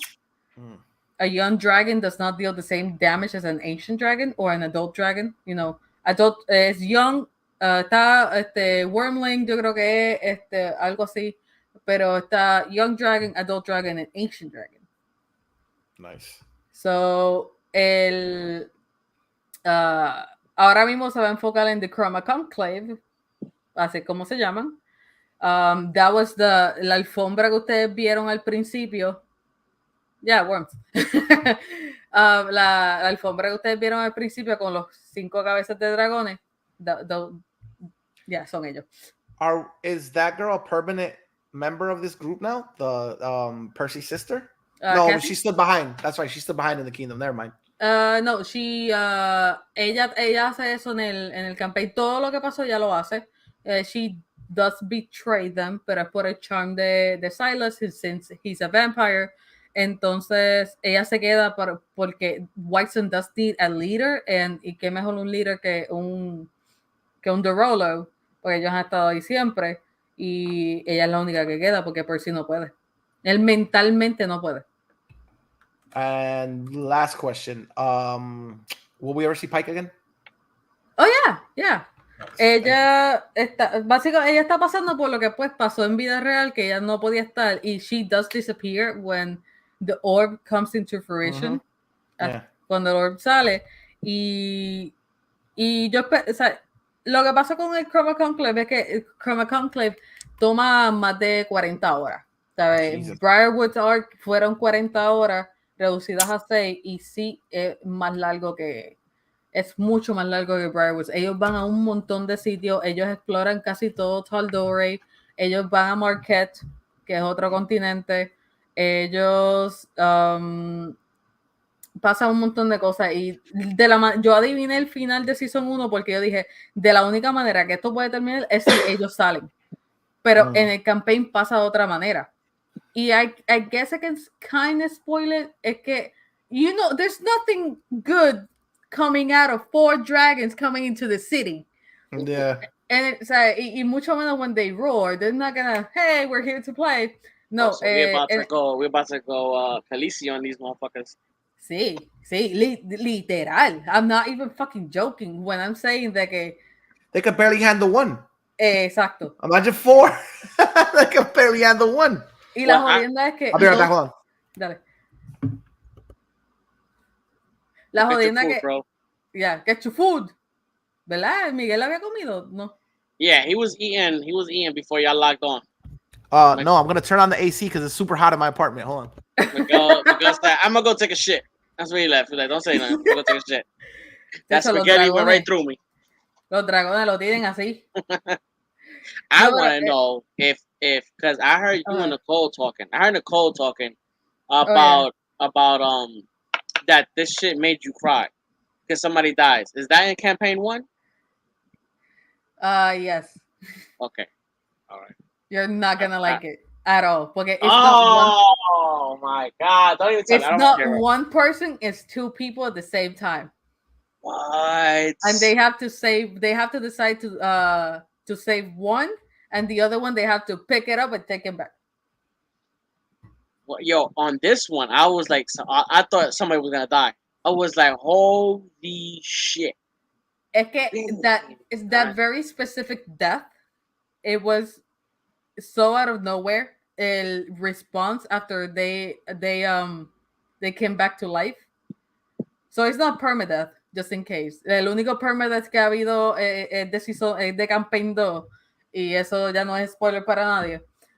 Pero that very specific death had really big consequences.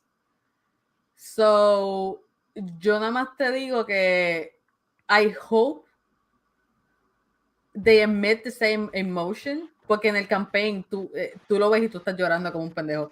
For some reason, it's out of nowhere. So if you're really invested in this character's lore and everything that they do and how they do it, that si tú ves todo lo que pasó antes de that person's death, that character's death, it's gonna make a lot of sense why people have really cried watching that moment, porque it comes out of fucking nowhere. Lo otro era que Miguel me había dicho algo. Damn, son. Fuck me up, yo. Yeah, what? It's gonna fuck everybody up if they fuck me up. If they manage to create the same. We talk about who's gonna die. Really? Somebody dies out of the 2 people die. At the same time. Percy survives, baby. I already know. No Mercy Percy survives.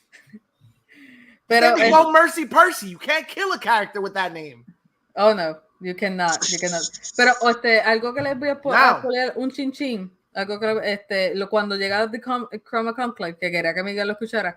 En realidad, no es que ellos sí llegan, pero en el mismo room donde ellos están hay un dragón que se transforma. Que era lo que yo le estaba diciendo. Que eso es lo único que, como que, no que me dolió que no le enseñaran, pero es como que, I know it's gonna happen in season 2. I know it's gonna happen. I know shit is gonna go down. So Nick, you already ruined it for yourself? No, I didn't. The way CELY said, I can imagine, but I didn't ask who. I just said does something because we were talking before at on another podcast.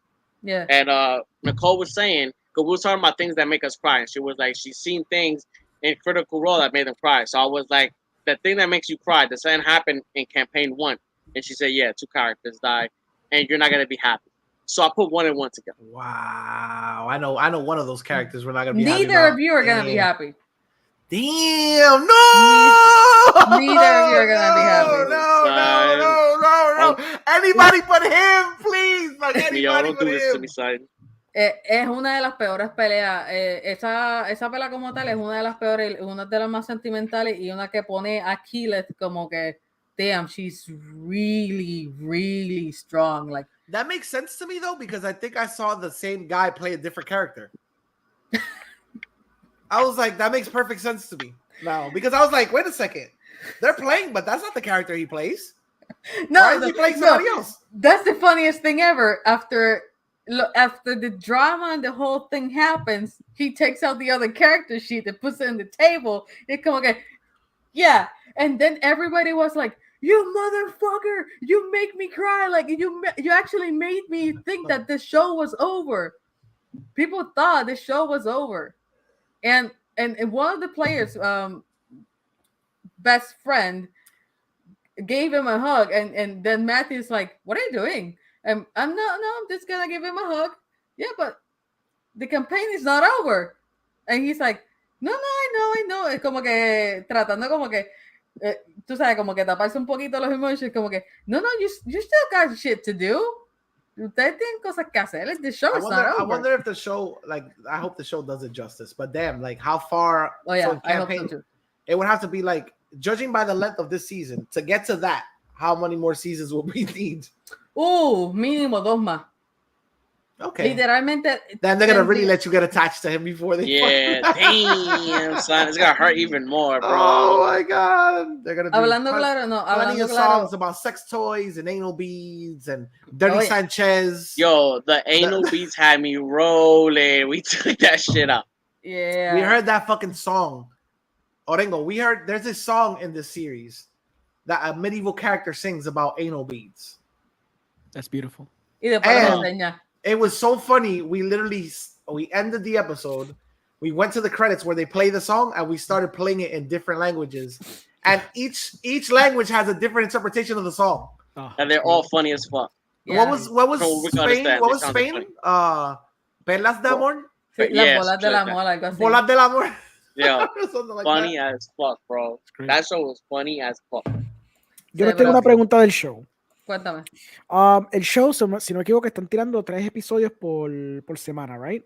Sí, y ya se acabó. Por eso, do you think it would have benefited more que los sacaran de cantazo, como lo hicieron, o episodio por semana? Episodio por semana, de verdad. ¿Por qué? Pero that's short though, Sally? No, me hubiese gustado que fuese el episodio más largo, de verdad. If it was longer, I would agree with that. Yeah. I mean, eso es lo único que diría que faltaba, que fuese un poquito más largo. The Invincible episodes were like an hour. Were they? I think they were like an hour. I'll check They it were out a right bit now. longer que... Yeah, no eran 22 minutos, for sure. Era un poquito más largo. Yeah. I think it was 40 something. You're right. It wasn't an hour, but 40, it was 42 Exacto. to 49 minutes. Exacto, fluctuaba, exacto. Exacto. A mí me gusta a mí me gustó que fuese que te tiraran 3 semanal. Okay, so in the end te gustó el delivery entonces. Exacto, me gustó el delivery, no me gustó la duración porque en verdad que tenían que cortar un montón, pero estamos hablando de que no sabemos cuánto dinero ellos están usando de Amazon y cuánto están usando del Kickstarter. Okay. Porque hablando 11 millones para una serie así, es poquito chavo. No, eso cubre el catering. Exacto. Yeah. La champán, la sidra o la champaña que se dieron el primer y último día de grabar. I get it. Okay. O sea, como que ahí es donde yo digo como que maybe ya tienen Season 1, pero Season 2, maybe that's what Amazon gonna fund. Porque ese fue el deal. Ellos, y lo iban a sacar aparte. Pero Amazon se involucró y entonces, vamos a hacer 2 seasons. Ok. Que ahí fue ahí es donde yo diría que maybe Ay, ojalá, de verdad, que ojalá sean los episodios más largos. Y le Pero que metan más sigan pepa. tirándolo semanal, porque es que when you're a fan of this show and you find a lot of people to share it with, it's fun because there's engagement. Hay un sense of community intenso. Everybody's watching it and you have people to talk about it. Yo diría que the sense of community es como que a mí me llena un poquito más que lo tiran por semana por eso mismo. I'm so Que vio baffled. que tú viste. What did you look for? Did you find out, bro? You dumb idiot. Why did you look for? I got something for Nick. For his Christmas gift. His next Christmas gift. Hold on. I don't show me. No. So don't show me nothing. I don't want to see you, asshole. So CELY tiene un punto because, ¿verdad? I was watching a John Campy episode. Oh yeah, they have they have them all. They have them all. What? They have No Mercy Percy? Yeah, they have them all. I have them as well. Nice. Yo, easily my favorite character that I've seen this, at least as this year goes. Shameless merchandise plug. Yeah. What?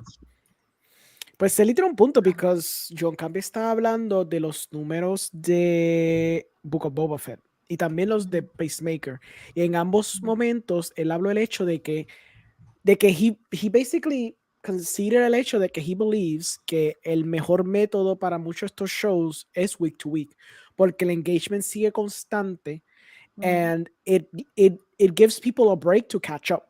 Versus que cuando tiras un show de la soltada, quizás tienes el initial burst, but people are going to forget about it because they're going to talk about it maybe that week or maybe that weekend. And they're just going to move into the other. Y que pasa mucho con Netflix. So Netflix... Go ahead. Netflix creo que el compromise que están haciendo ahora es que unless they have a very successful show, que es como Squid Game, que literalmente tomó un mes en que todo el mundo parara de hablar del jodido show porque estaba tan popular. Pero si dividen el show en dos partes, I think que that's when they realize que es como que el sweet in between de lo que ellos están haciendo, pero entonces también confide en el hecho de to week basis. Ahora, dicho eso, si tú vas a Netflix, el show que lleva consistentemente pegado en el top 10 for a while es Love is Blind. A show que si lo tira weekly, it's a shit show. You read season 1. But it's so shit that I needed to see it. It's fucking horrible.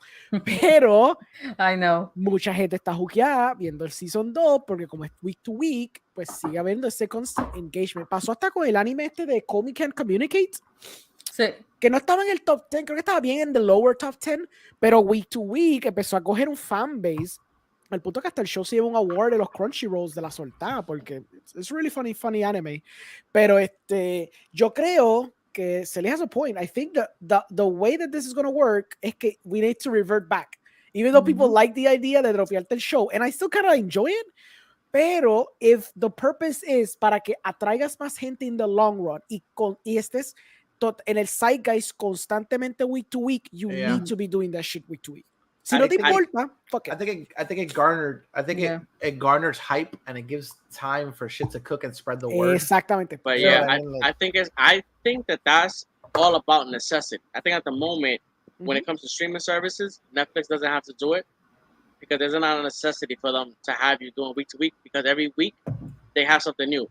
HBO Max doesn't necessarily have algo que new content coming out week to week. So Amazon, Hulu, a lot of them every month they bring a shitload of old movies, but like new original content they don't have. Exactly, they don't have a lot. So for them to extend the one good product they have as much as they can is a smart move for them. Netflix, on the other hand, they don't have that necessity. That's why they don't need to. Sí, bueno, acuérdate, ellos están desde los últimos días de Blockbuster. So they've been here a while. Yeah. Aunque hubiese sido con un subscription to your house, to your home, de que te llevo los DVDs a tu casa y los juegos y pendeja, es como que ya tenían el mercado hasta que hicieron la plataforma. No, all these new streaming service it's out of necessity that they need to try to extend it as far as they can. Yeah. You're right, porque Netflix tiene, por ejemplo, la semana antipasada sacaron Tinder Swindler, La semana pasada sacaron Texas Chainsaw, and I know people saw that shit. They saw both, Yeah. for better or worse. Entonces, esta semana, they had the Cuphead show, si te gustaba esa mierda. And I know Cuphead came out already? Yeah, Yeah. por fin, y la fue... cosa es que got buried bien cabrón. Esa es la cosa. Yeah. Because that didn't I really dominate. wanted to see it. I mean, you can see it. Still see You're it. allowed. Yeah, but There's no one stopping you. We can talk about it next week. Ajá, si quieres verlo, sure. Yo lo veo. I wanna check it. I want to watch it. Yo, I a gotta mí say, I gotta say Disenchantment también salió. Y es como Yeah. que... I gotta say it works though. It does work because look at Boba Fett. Boba Fett was a shitty show, but we still keep coming back every week thinking it was gonna get better. Of course it Pero, works. pero yo creo que hay diferente porque it's a Disney show. Generalmente, bueno, no Disney show, let me be specific. It's a fan show. Lo que es un Star Wars and a Marvel show, we're always going to be looking for them. Pero de lo contrario, si esto fuera, porque Disney tira contenido todo el fucking tiempo, but we don't see any of that. We only see. But it also, well, yeah, okay. I was gonna say it also works for another show, but yeah, it's along the same genres. ¿Cuál te iba a decir? I was gonna say Peacekeeper. But It there worked you for go. Peacekeeper. But, okay, pero por eso digo fan shows. I mean, brought it up like Yeah. superhero shows or pop Yeah. culture shows. Pop culture Yeah. shows. Like so Euphoria, it's an outlier, pero es más por Zendaya. Porque Zendaya está ahí, that's why people are going nuts. Y también como es teen drama, people like teen drama. I remember when Glee came out, people were like going nuts over fucking Glee. I was one of them. So es como que... Man, you sure don't come off like a Glee person. No. Ahorita está viendo el episodio. we said that shit still strikes a chord with me. Orego's like, yeah, Glee. I'm like, wow, Like man, even really? when the word comes out his mouth, it doesn't like feel right It doesn't hearing sit with Orengo you. say It feels- Glee.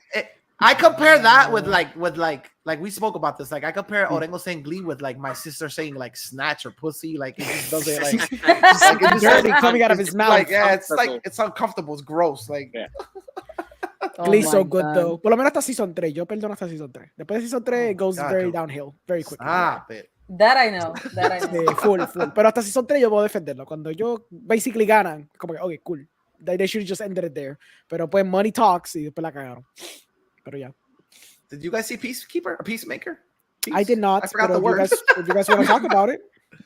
Yo thought Orengo said vi hasta Peacemaker. episodio 3, lamentablemente. I finished it. Me gustó más de lo que yo esperaba, pero like es un poquito lentito, en verdad. Y eso pasa con todos los primeros seasons, menos con Vox Machina. En realidad, no sé, como que le encontré el fun y esto sería un show, es como mis películas malas. Yo las veo los domingos por la tarde, yo vería Peacemaker. Carajo. Pacemaker. Pacemaker. Pero Miguel, would you rather talk about what you thought about the show, or would you like to talk about how everyone was arguing yesterday about the show? ¿Qué pasó? ¿Qué pasó ayer? We can talk about that. We can talk about that. We can talk about it, about how whether this character has development or not, or anything like that. Yeah, we can do that. I'll be honest with you. Like, I disagree with the fact that he doesn't have development. I just think that the way they're playing it was funny because somebody on that podcast or whatever said he's not like the character in the comic books, and then proceeded to describe literally how they took elements from the comic book and added it into the show. Like, he's not like that in the comic books because he speaks his dead spirit. But yet in the movie, in the series, he pops his dad, and then his spirit follows, or a mental projection of what his dad means to him. Or yo necesito, by the way, que sí, wyverns as well, but wyverns are not dragons. Because dragons have 4 feet, wyverns only have 2 feet and then wings. Okay. So, anyways, escríbame en el private chat qué podcast es, por favor. It's the Movie Guy podcast. It's the Movie Guy podcast. It was out this week. They had a discussion about it. They talked about it because that was the thing they were going to talk about it. I didn't know hasta like literally the same day. I'm like, I didn't watch the show, but I played devil's advocate enough to like stir the debate. Because that's what this guy does. Always, like always. Exactly. He's like Qué casualidad. He's not the people that fight in Jerry Springer. He's Jerry Springer. Oh, you hate this type of person. This type of person. Well, here we have some of these and some of those. And but here's a knife. I feel que, this. por ejemplo, ese mismo ejemplo que tú estás diciendo just shows como some people, not everybody, but some people are very purist with their adaptations. Donde there's no room for error en cuestión de cómo quieren sus personajes ser adaptados o sus series o sus libros ser adaptados.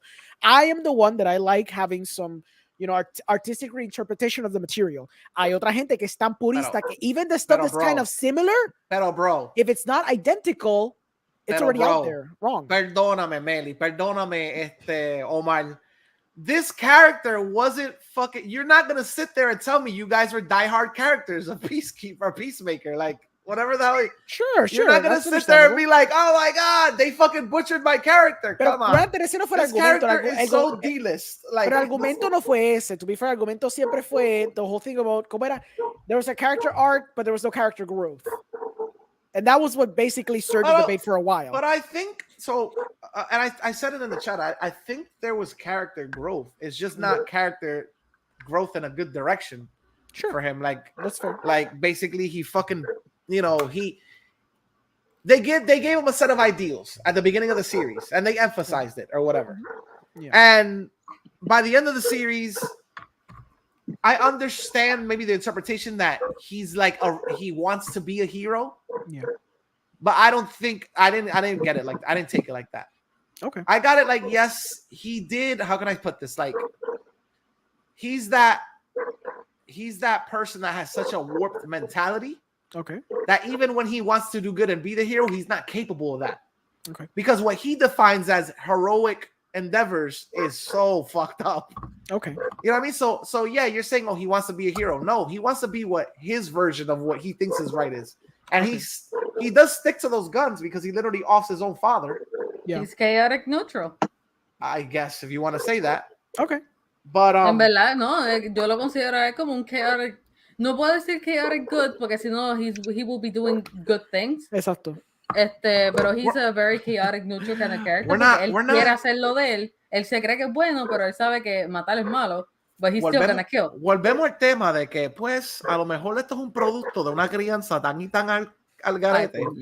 Like, que lo Marketing que back to the other show. Que lo que él sumamente piensa está bien. Esto es Peacemaker. Peacemaker. Okay. Yeah. Lo que él sumamente piensa que literalmente lo está haciendo bien by our culture standards is fucking warped, and maybe your heart was in the right place, but your actions are not acceptable whatsoever. You know what I mean? The total definition of chaotic neutral. Yeah, so I get you. You know, I'll admit I'm not a fan of John Cena's delivery with a lot of his fucking comedy. I'm really not. Like I know the joke is to make him look corny because he's a corny white guy. Yeah, I get it, but that doesn't necessarily mean I'm gonna laugh at every fucking stupid joke he makes or whatever. No matter how self-referentially dumb he is. I did like the other psychotic vigilante character. Yes, he's a riff. You guys told me literalmente vigilante. He's kind of a riff on Deadpool. I understand the similarities, but I find him to be like a dumber version, and I like the fact that he was another person that was so fucking like Deadpool is. I would dare to say like extremely smart. The motherfucker literally knows you're watching him. He breaks the fourth wall all the time. Sí, por eso. This guy is physically on planet Earth, but he's not here mentally. Like he's so fucking up his own. Like es literalmente otro ejemplo de un personaje lo cual ellos juran que están haciendo las cosas súper bien y no. Like your fucking process is so warped that. You know, everybody's literally looking at him like, what the fuck is the matter with you? And he's like, oh, I'm fine or whatever. This is just the way we do things. We murk people for no fucking apparent reason. I enjoyed his character. I really did enjoy his character. Way more than John Cena's. We didn't get to see much of him because John Cena's the fucking mainstay here. But you cannot see him. Yes, sadly enough. Wow. Christ. Wow. Christ, bro. I am getting tired as I grow older of the CGI boss at the end level boss. I'm really getting tired of that shit. Estar poniendo una criatura gigantesca ahora.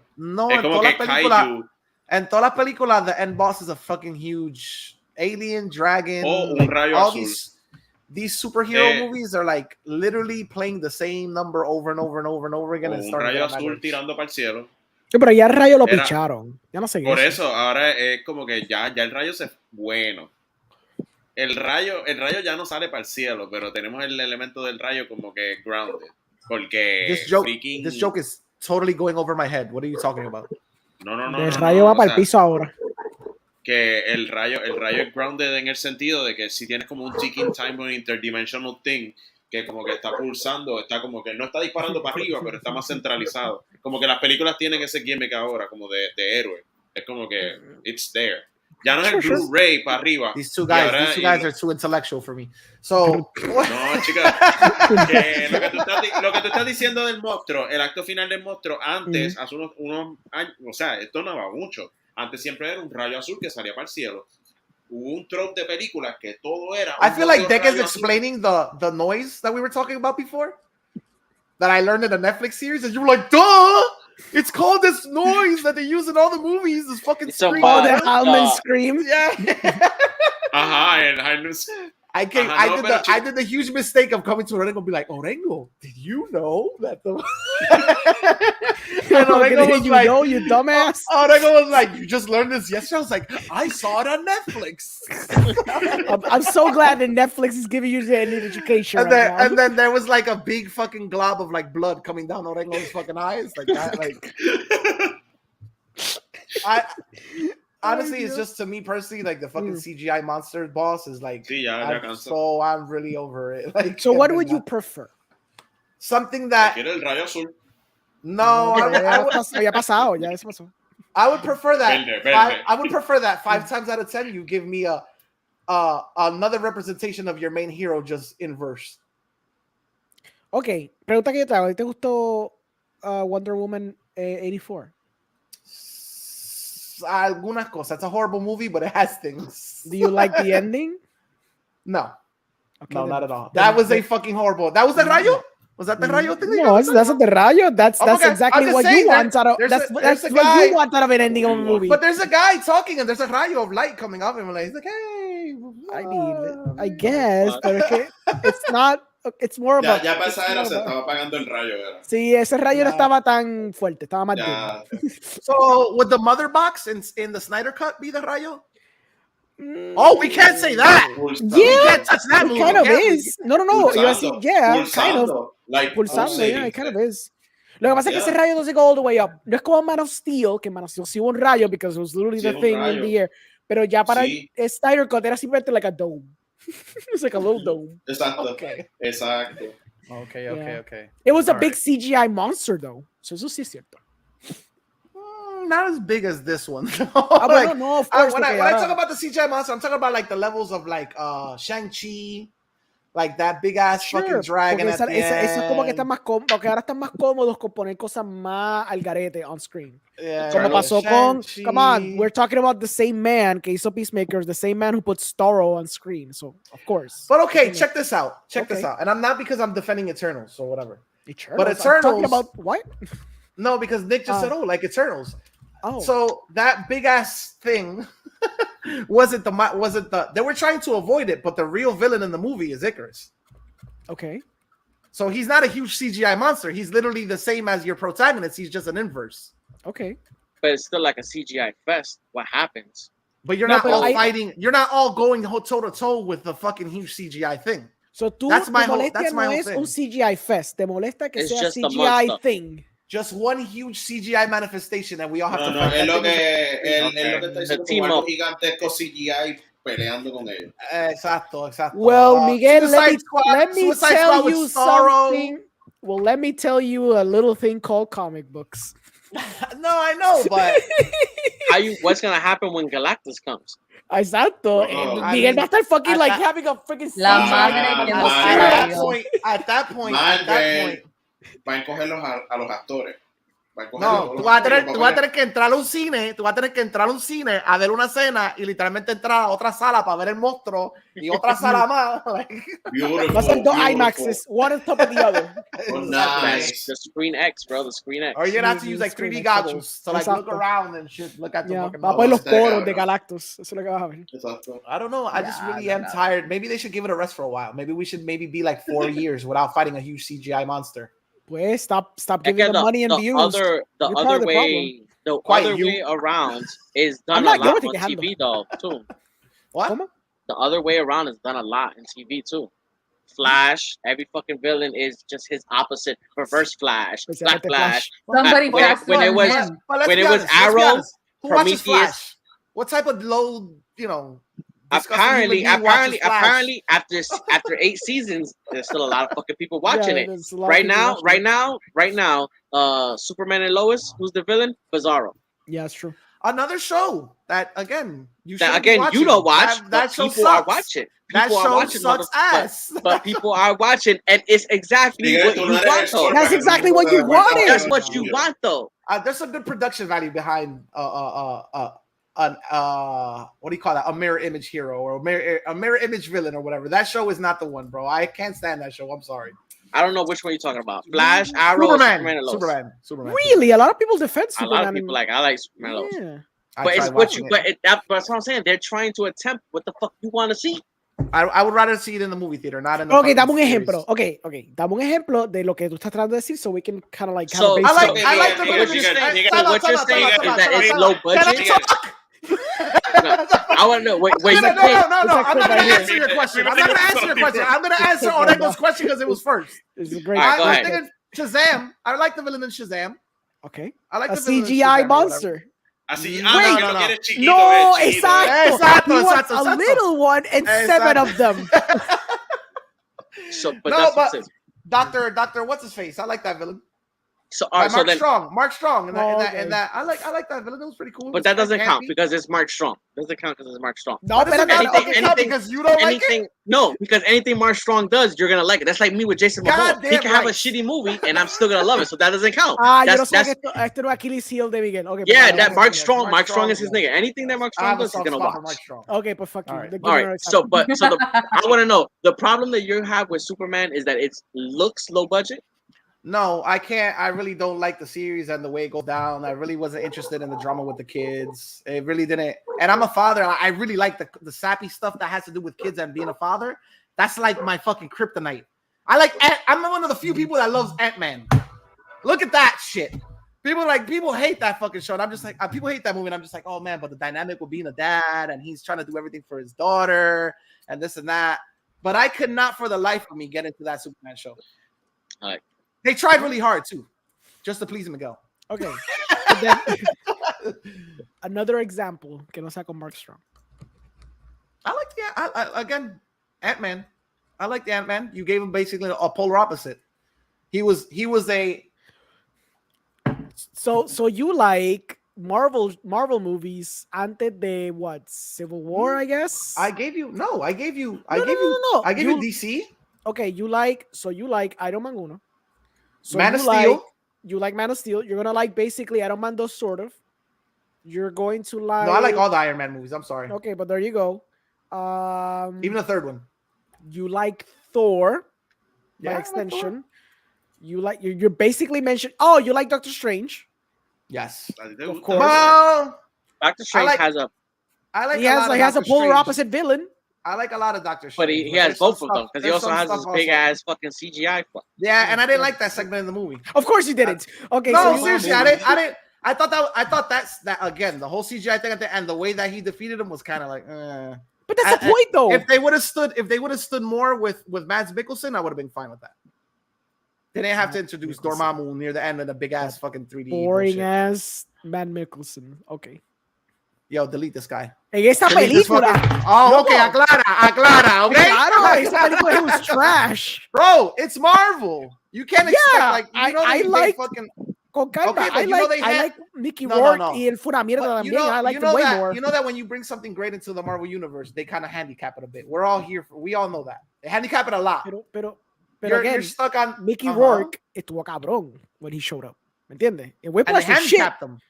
But he was actually good though, como que era in the brief scenes where he was good until he wasn't, but at least he was good. Matt Mikkelsen was utterly forgettable. I keep forgetting he's in the stupid movie. Me acuerdo más de Dormammu. Hizo sale 5 segundos. Sir, what was the stupid joke about the doctor joke? That was so ridiculous. I was like dying on when I was watching the movie. About taking an oath? No, cuando le dice como que it was like who's on third. They basically did the same setup for the joke, but the joke is that he's a doctor. And he's like, oh, I'm a doctor. No, I don't want to pursue or some bullshit. Yo me quedé como que tan anonadado mientras estaba viendo más Nicholson deliver these lines with a straight face. Que yo dije, wow, damn, you truly deserve everything, my good sir. All right, so atrocious. That's okay. We all come to the conclusion. All right. So I hate big ass CGI fucking monster battles at the end. I'm sticking to my guns. I get it. La cosa es que it's weird because a lot of people, the reason why Marvel stopped doing that is because a lot of people got tired of it. That's why they start switching it up with the big beam in the sky and then with the big CGI creatures. Es porque todo el mundo hacía doppelgangers de los protagonistas. And basically all the first movies of a lot of characters siempre son la misma cosa. el opuesto exacto de Son opuesto. That's why they stopped doing that shit. So it's I interesting. prefer that. You I prefer that. back. I'll go back instead. I could do without the big ass fucking. Okay. The big ass But what about CGI Thanos? monster at the end. What about Thanos? Thanos was a very sized. Estaba en los 7 pies, so no pasa But you nada. know what? You know what the problem with that is? They set up Thanos for like how many fucking movies? Did they though? They didn't. Yes, they they didn't set. did. No, they Yes, didn't set they up Thanos. did. They didn't They set up did. Thanos. Yes, they did. You were teasing that motherfucker for a Alright, whole I'll shitload do of it. Teasing. You Teasing developed. is not You setting developed up. him. You developed him in one You movie. did not kind develop of. this man. You did not develop this man. This man, you could have gone without seeing any of the movies in donde él sale and just see Avengers 1, 2 y 3, and it would have been the same arc que tú hubieras tenido si hubieras visto todas las 20,000 películas que hay. It's the same thing. You get Es que nothing se tardó extra. 6 películas para levantarse de la silla, ¿verdad? And I could have done without porque es irrelevante in the grand scheme of things. All his development was actually given in one singular movie. So, what would you have preferred though with like the end all be all to all the baddies? Like, what was he supposed to do? Get 30 minutes in each movie and be like, oh, he's. Que the idea is if you're no, okay, don't get me wrong. I love lo que hicieron con él porque they did it very well in that movie. Pero if it's in the grand scheme of things, you almost forget that Thanos is supposed to be this imposing threat because you're only reminded in brief Easter eggs hasta la película que después te das cuenta, oh, he's like kicking Hulk's ass. And I know this porque cuando yo fui al cine a verla, había gente que estaban like, who's that purple guy? I legit had people in mi sala diciendo, who's that purple guy? I don't get it. Why You're is talking about the first Avengers? I'm talking about Infinity Endgame. War. Infinity War, yeah. Infinity War, sorry. Cuando empieza la película, que empiezan en el ship de Thor coño, y coño. está pummeling Hulk.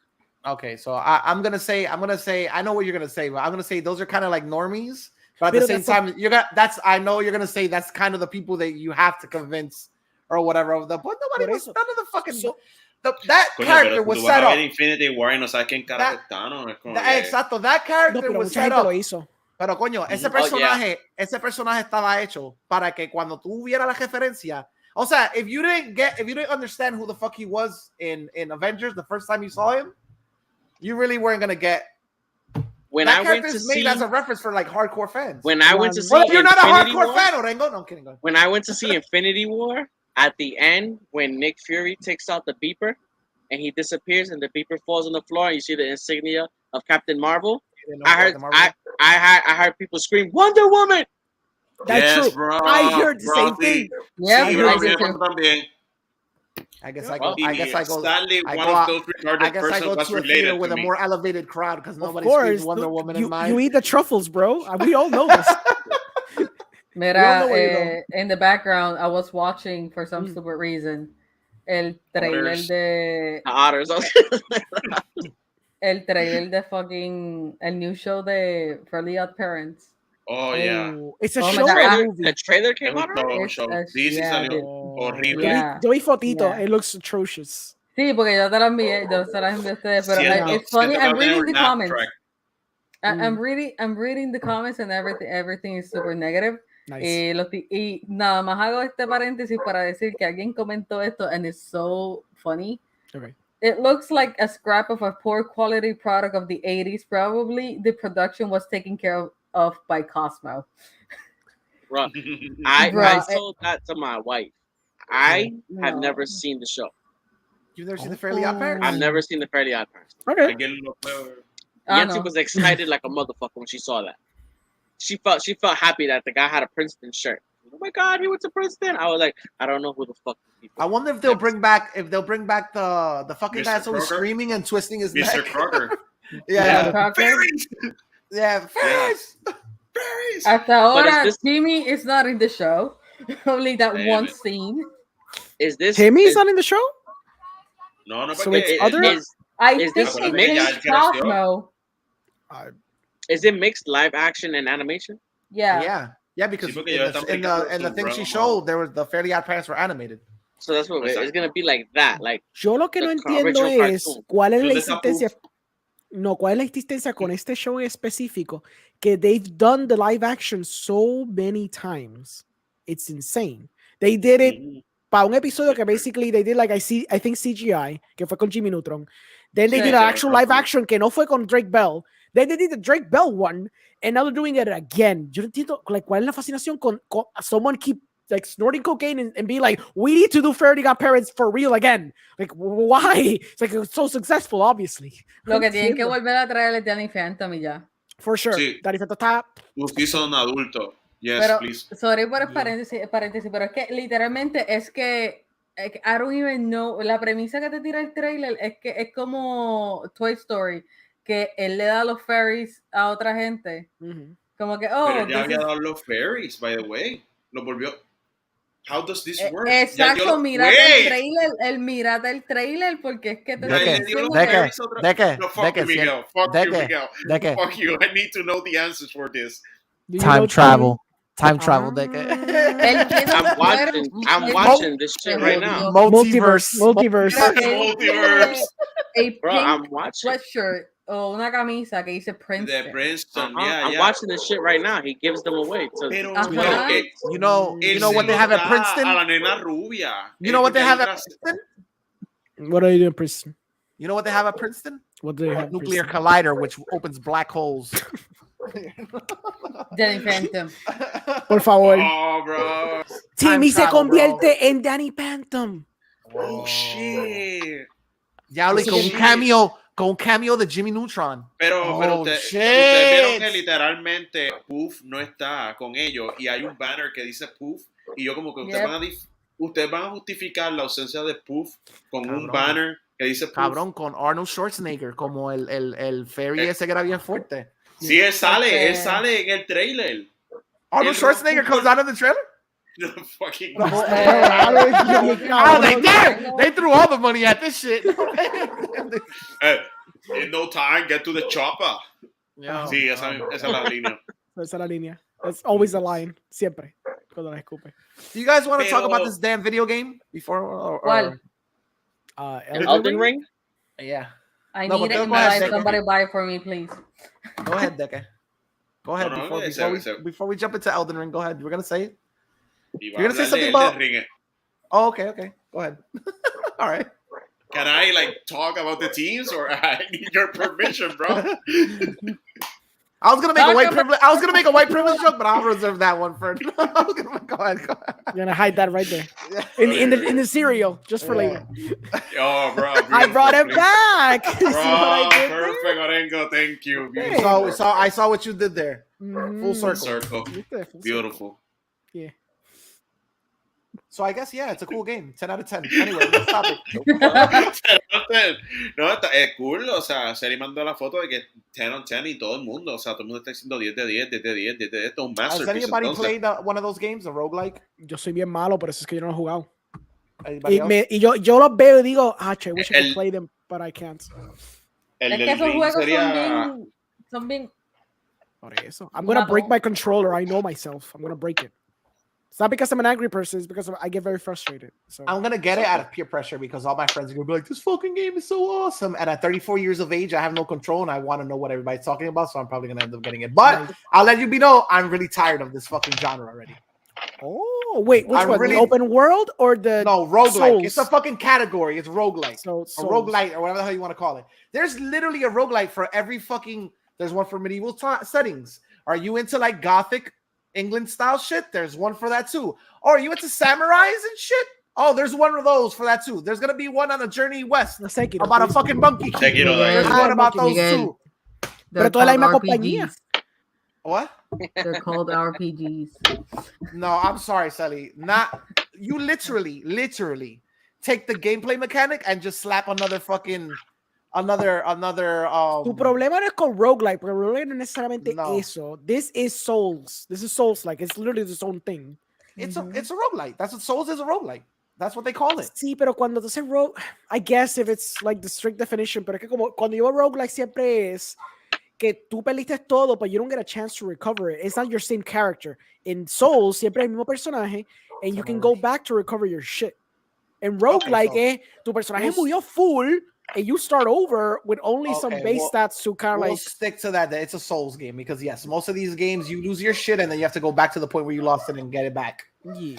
Or whatever. So yeah, yes. you get a chance at it. I think this game is gonna be very story driven. Sí, solamente por la persona que lo escribió. Yeah. ¿Verdad? Que George R.R. Yeah. Y en realidad, cuando sacan juegos así, tienen gráficas que se ven, superb and amazing y te demandan tanto en la PC. ¿Te vieron los stats que necesitan para, o sea, los specs, no los stats? Los specs. Did they have to roll for it? No, ojalá. Los specs que tú necesitas para coger ese juego bien. Sí, tienes que tener like the recommended and the things that you actually need, like the minimum and the recommended. Por eso. Like, yo no sé, yo creo que este va a ser el Game of the Year. Y si no, va a ganar par de premios. According to all the fucking media, it's the game to end all games this year. Like, this shit came out and fuck everything else. 10 out of 10. I've rarely seen in unison any game to get this many 10s. Sí, nunca lo he visto así. Yo he visto par de reviews y yo entiendo el por qué, because it has all the elements that make for a very compelling and a stepping stone of what games can be. Especialmente lo del open world, because everyone seems to be praising el open world, lo seamless que es, lo engrossing que es, the way that it doesn't take you by the hand, como otros open worlds que quizás lo hacen. Obviamente, el problema va a ser siempre que es un Souls game, so it's not going to be accessible for everybody. Pero if you're already invested in those type of games, you're going to have a very different experience que los que has tenido hasta ahora con los Souls games. ¿Sabes lo único que me preocupa de este juego? Zumba. Acércate. Perdón. Wait, yo tengo el micrófono. Es que te escuchaba lejos for some reason. Lejos, bro. I had the microphone y podía hacer. Fuck this shit. Okay, lo que me preocupa es que en verdad te escuchas lejos, man. Maybe are you using the microphone on the headset? Or are you still using the microphone on your computer?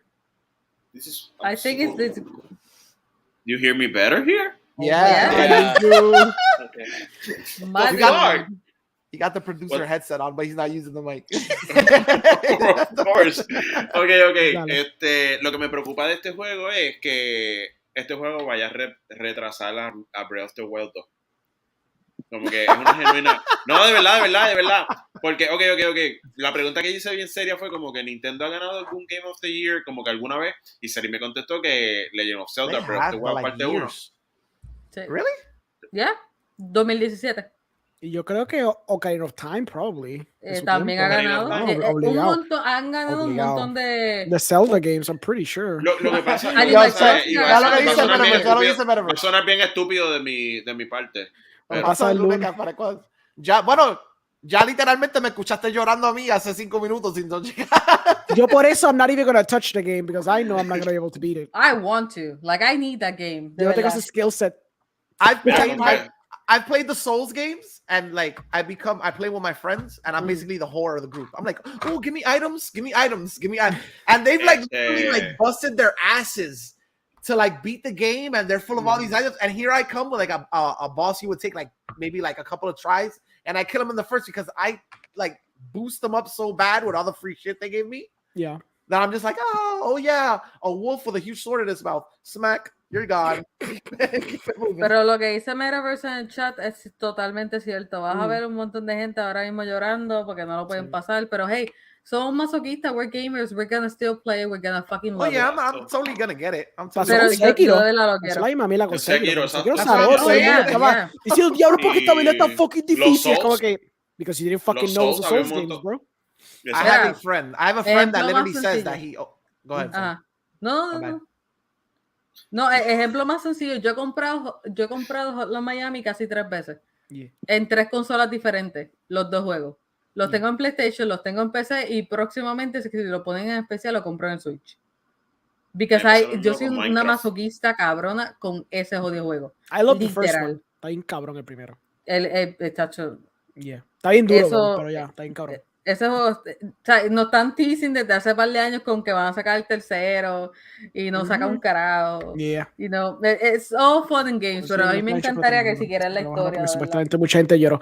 Yep, that's true. That was the first game que tuvieron que bajarlo porque tanta gente que lo compró and they were like, I can't beat it. Y ellos dijeron, fuck, we don't want to lose the money. So I guess, yeah. Para bajarle la dificultad. Sí. Pero Sekiro ganó Game of the Year, so it's fine. So there you go.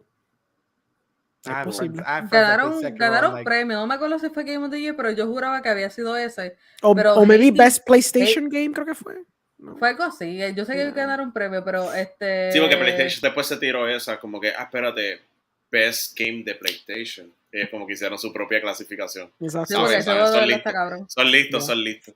Pero Hades ganó Game of the Year, yo creo que último. So, okay.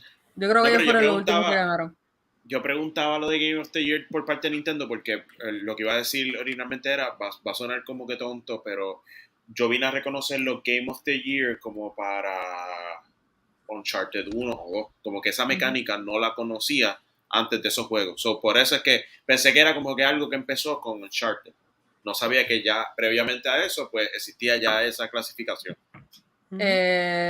Animal Crossing ha ganado Game of the Year. Game of the Year. El primero, ¿verdad?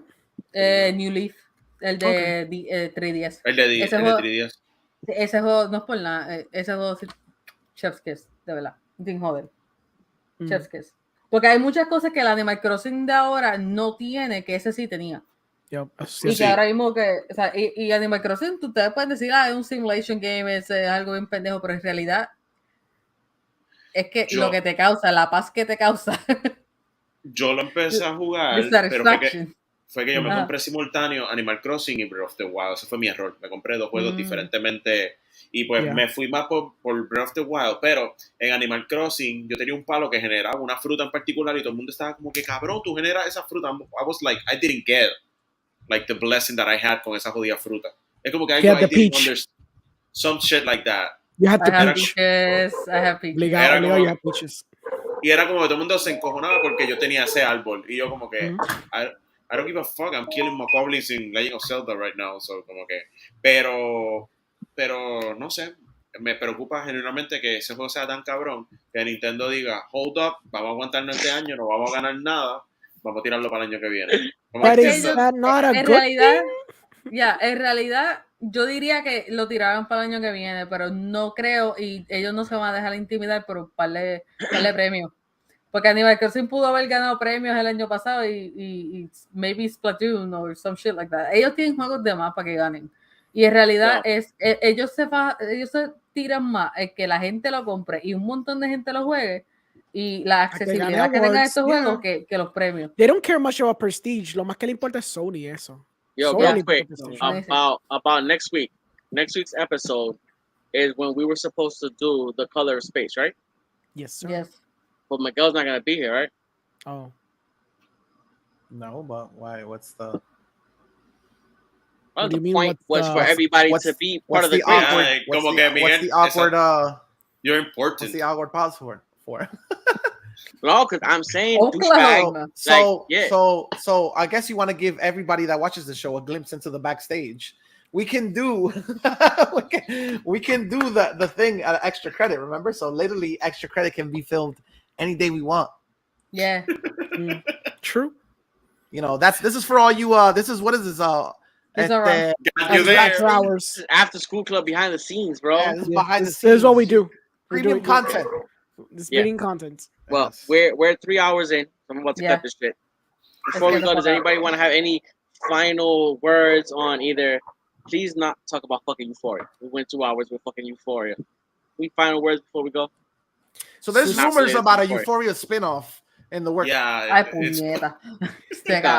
Succession's intro is more banger que Peacemaker. Yo demostré esto ya. So that's bro, that first scene in the limo, I was like, oh, Orengo knows what the fuck he's talking about. All right, just bump, right? Just bumping in the car. Gracias. So I will give Orengo points by saying that yes, the song after you hear it, like a lot of songs in series, once you hear the intro like 17 times, it might stick in your head. Yeah. I do give him credit that yes, the Succession song is it's my ringtone. I hear it in my head every time I give somebody a $2 tip. I'm like, yeah, I got money like that, bitch. Take the $2 tip. Like, you know what I'm saying? I hear it playing in my head or whatever. Yeah. When the bill is 20 and I give them 23, I hear the fucking song in my head. Yes. Roman is like up in the air. That's it. Money, bitch. Exactly.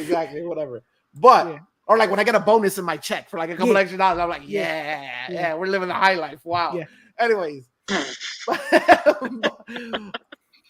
The song is better, but to say that the intro's better, that's a low bar. Peacemaker with that stupid fucking monkey dance or whatever. Well, that's an extremely low bar. Solo digo para los barómetros de que la gente está diciendo it was literally the best thing ever.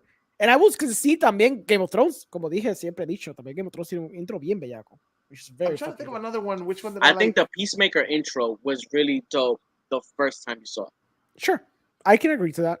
That's the Me coge de sorpresa. I thought it was dope. I laughed the first time I saw it. Sí. But then after a while, it's just like, okay, cool. En the Succession, I don't skip that shit because I'm like, esto es lo que me monta.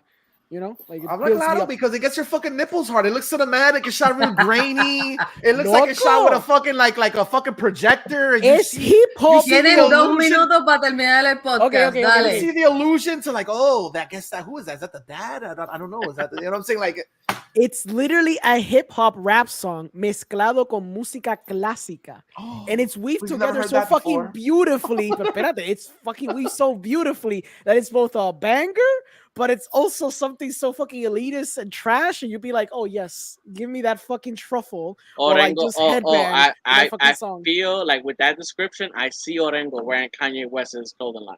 I see Kanye, Orengo with the Balenciagas. Antes que sacar el podcast, Kanye is freaking amazing. He is a god. There you go. I told you. CELY had said we had 2 minutes. That's it. I see it, bro. En 30 segundos, pues voy a decirte que la semana que viene no vamos a hablar tanto de Euphoria, por fin se va a acabar. No tenemos que hablar de esa mierda por un par de meses. We do have to talk. It's the last episode. Exacto. Gracias a Dios. What if next week there's like a fucking huge banger and then we're like, oh, now we got to talk about this shit. What if Kendall shows up? You know what I mean? Like, what if there's a crossover? What if that's like the cinematic universe HBO? La otra cosa es like you guys talk. Orengo. This chick might not be in the 3rd season Zendaya. Eso sabía leído, sí. This chick. That was weird. It was very odd that you went there. I was just saying like this. This chick Zendaya. So if there's rumors that she might not be in the last episode, do you think that means that they might just kill her off? No, I think she goes to a supermarket. I think she goes to a supermarket to buy drugs and she runs into Tom Holland and they drive off together. And she values her character a lot y tiene una buena relación con Sam Levinson para decir como que, just throw my character off the trash. Obviamente, she's not gonna wanna. Diablo, cabrón. What if they go? You know what? If she goes, you know what? I think I'll give rehab a shot this time, and then she just leaves forever. No, they leave to rehab, and we don't see her for like a season or something. Yeah. That could be a thing. No sé, and we did it again. We said we wouldn't talk about this shit, and here we are, like fucking drug addicts. Full circle. Anyways, decimos que no vamos a caer y volvemos a caer con la misma rutina, puñeta. Dale. Amén. Todo el mundo está Lo otro es, Orengo, en el chat te envié el link de la GH6. Okay. So, está cool. Está, okay. Is that like a tax income paper? That's a camera, no? GH6. Is that what you file to get more money? No, it's a new mirrorless. It's a camera. New mirrorless camera. Yeah. Está bien cabrona. Perfect. En cierto, en muchos aspectos está bien cabrona. Okay, perfect. Todavía no la he visto completa. Cinephile language. I don't understand. Dale, vamos a largarnos. All right, yeah. So you already know where you can fucking find everybody. Me, XP Rich Part, Facebook, Twitter, YouTube, Twitch, Instagram. You can find us daily posts every day on that. You already know everybody else. So then, wow, I didn't do that. I didn't do that shit. Dipped. Fuck yeah, I'm out. Dale. Wow. All right, bro. Deuces. Bye. Bye.